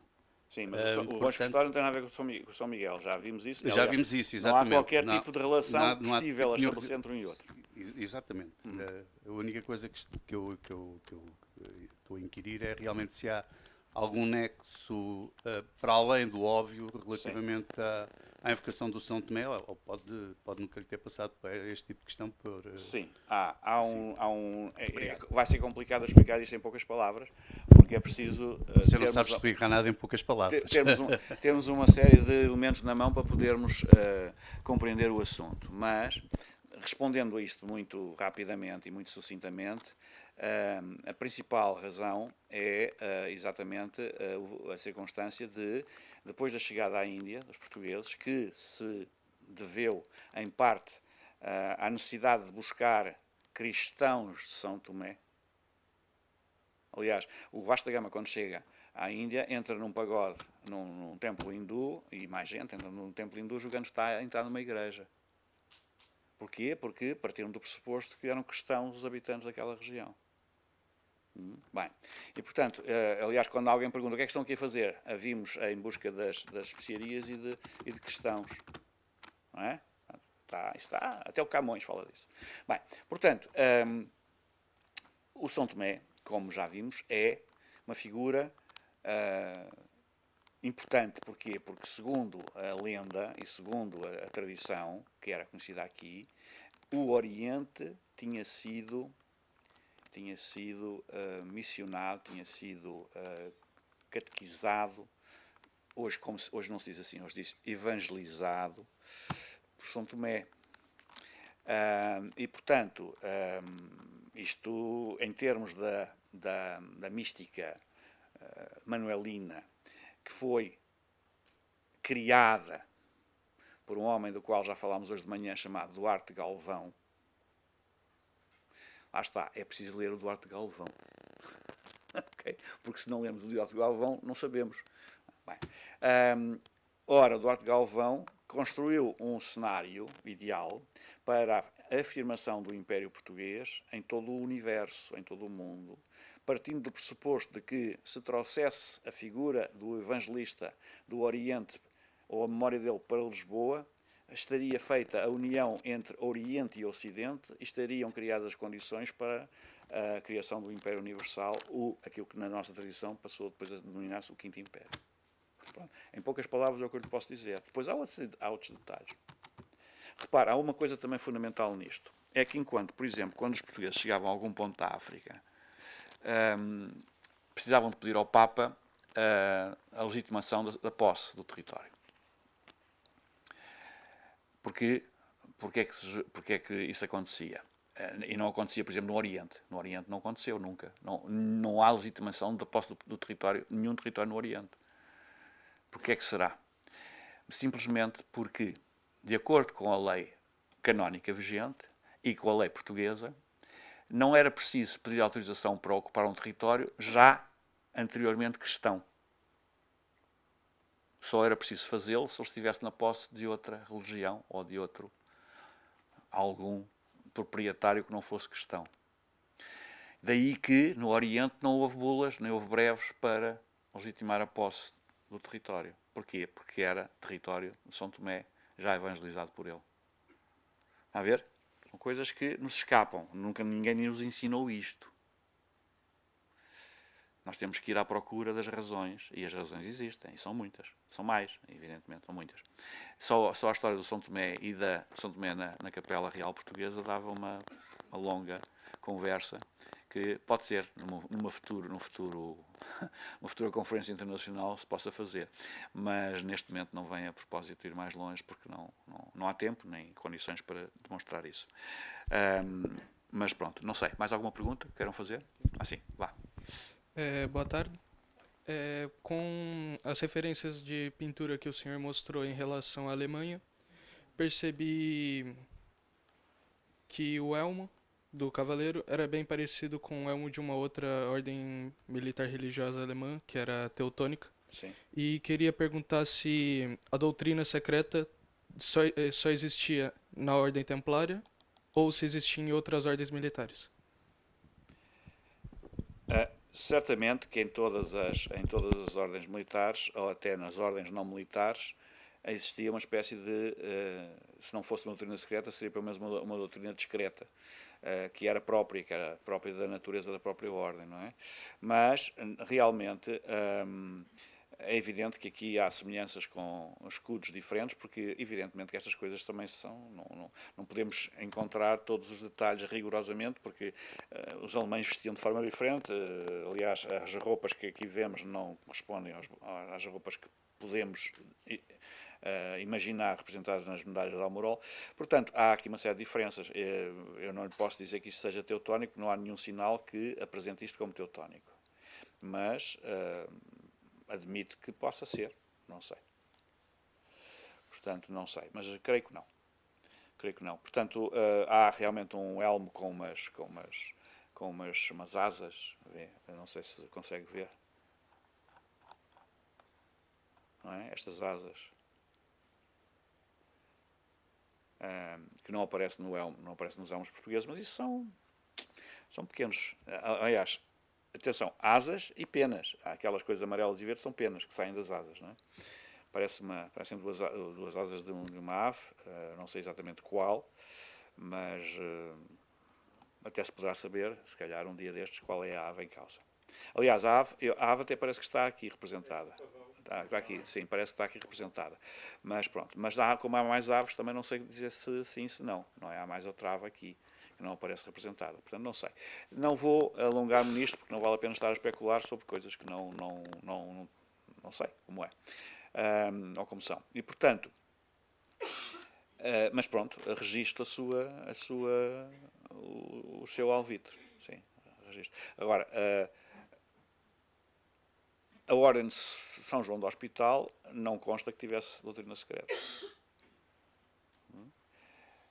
A Ordem de Malta já consta. Dependia das ordens.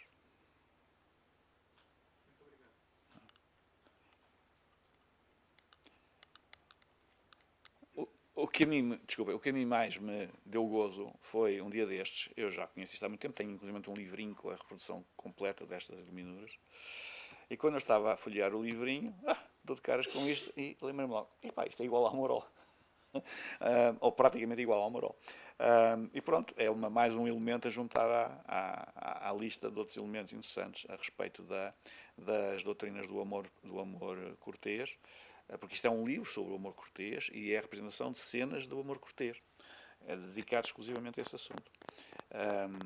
Evidentemente, com elementos heráldicos, com outros, etc. Mas o fundo é esse, é o amor cortês. Se não houver mais nenhuma questão, não? Eu passo a palavra ao Sr. Presidente para encerrar então a sessão. Muito bem. Então, boa noite. Já vamos adiantados. Em primeiro lugar, agradecer ao professor Manuel Gandra, também aos oradores, aos convidados, minhas senhoras e meus senhores.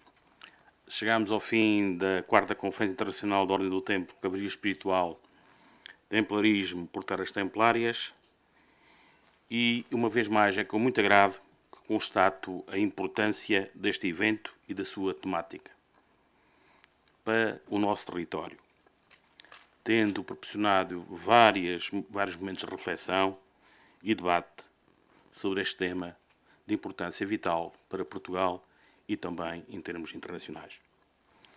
As minhas primeiras palavras de agradecimento são para os trabalhadores deste município que nos acompanharam durante 3 dias, também aos excelentes oradores que aqui trouxeram a sua experiência e o seu conhecimento, ajudando-nos a refletir sobre este importante tema. Um agradecimento também aos moderadores, os quais muito contribuíram para o sucesso dos diferentes painéis. Um agradecimento especial também à Rádio Hertz, e que fez a sua publicidade quer nas respectivas redes, quer a transmissão em direto no YouTube, o que permite também alcançar muita mais gente fora deste espaço onde nos encontramos. Um agradecimento a todos vós, participantes dos trabalhos, cujo interesse e intervenções e questões foram essenciais para o sucesso deste evento. Termino saudando cada um de vós, possamos fazer uma reflexão mais profunda sobre cada um dos temas que estiveram aqui em debate, aqui em controvérsia. Espero sinceramente que esta conferência tenha sido mais um contributo para ajudar a pensar Portugal. E faço votos que no próximo ano estejamos todos aqui e estejamos aqui todos presentes. A todos, muito obrigado. Em palavras albicastrenses, bem-aja a todos.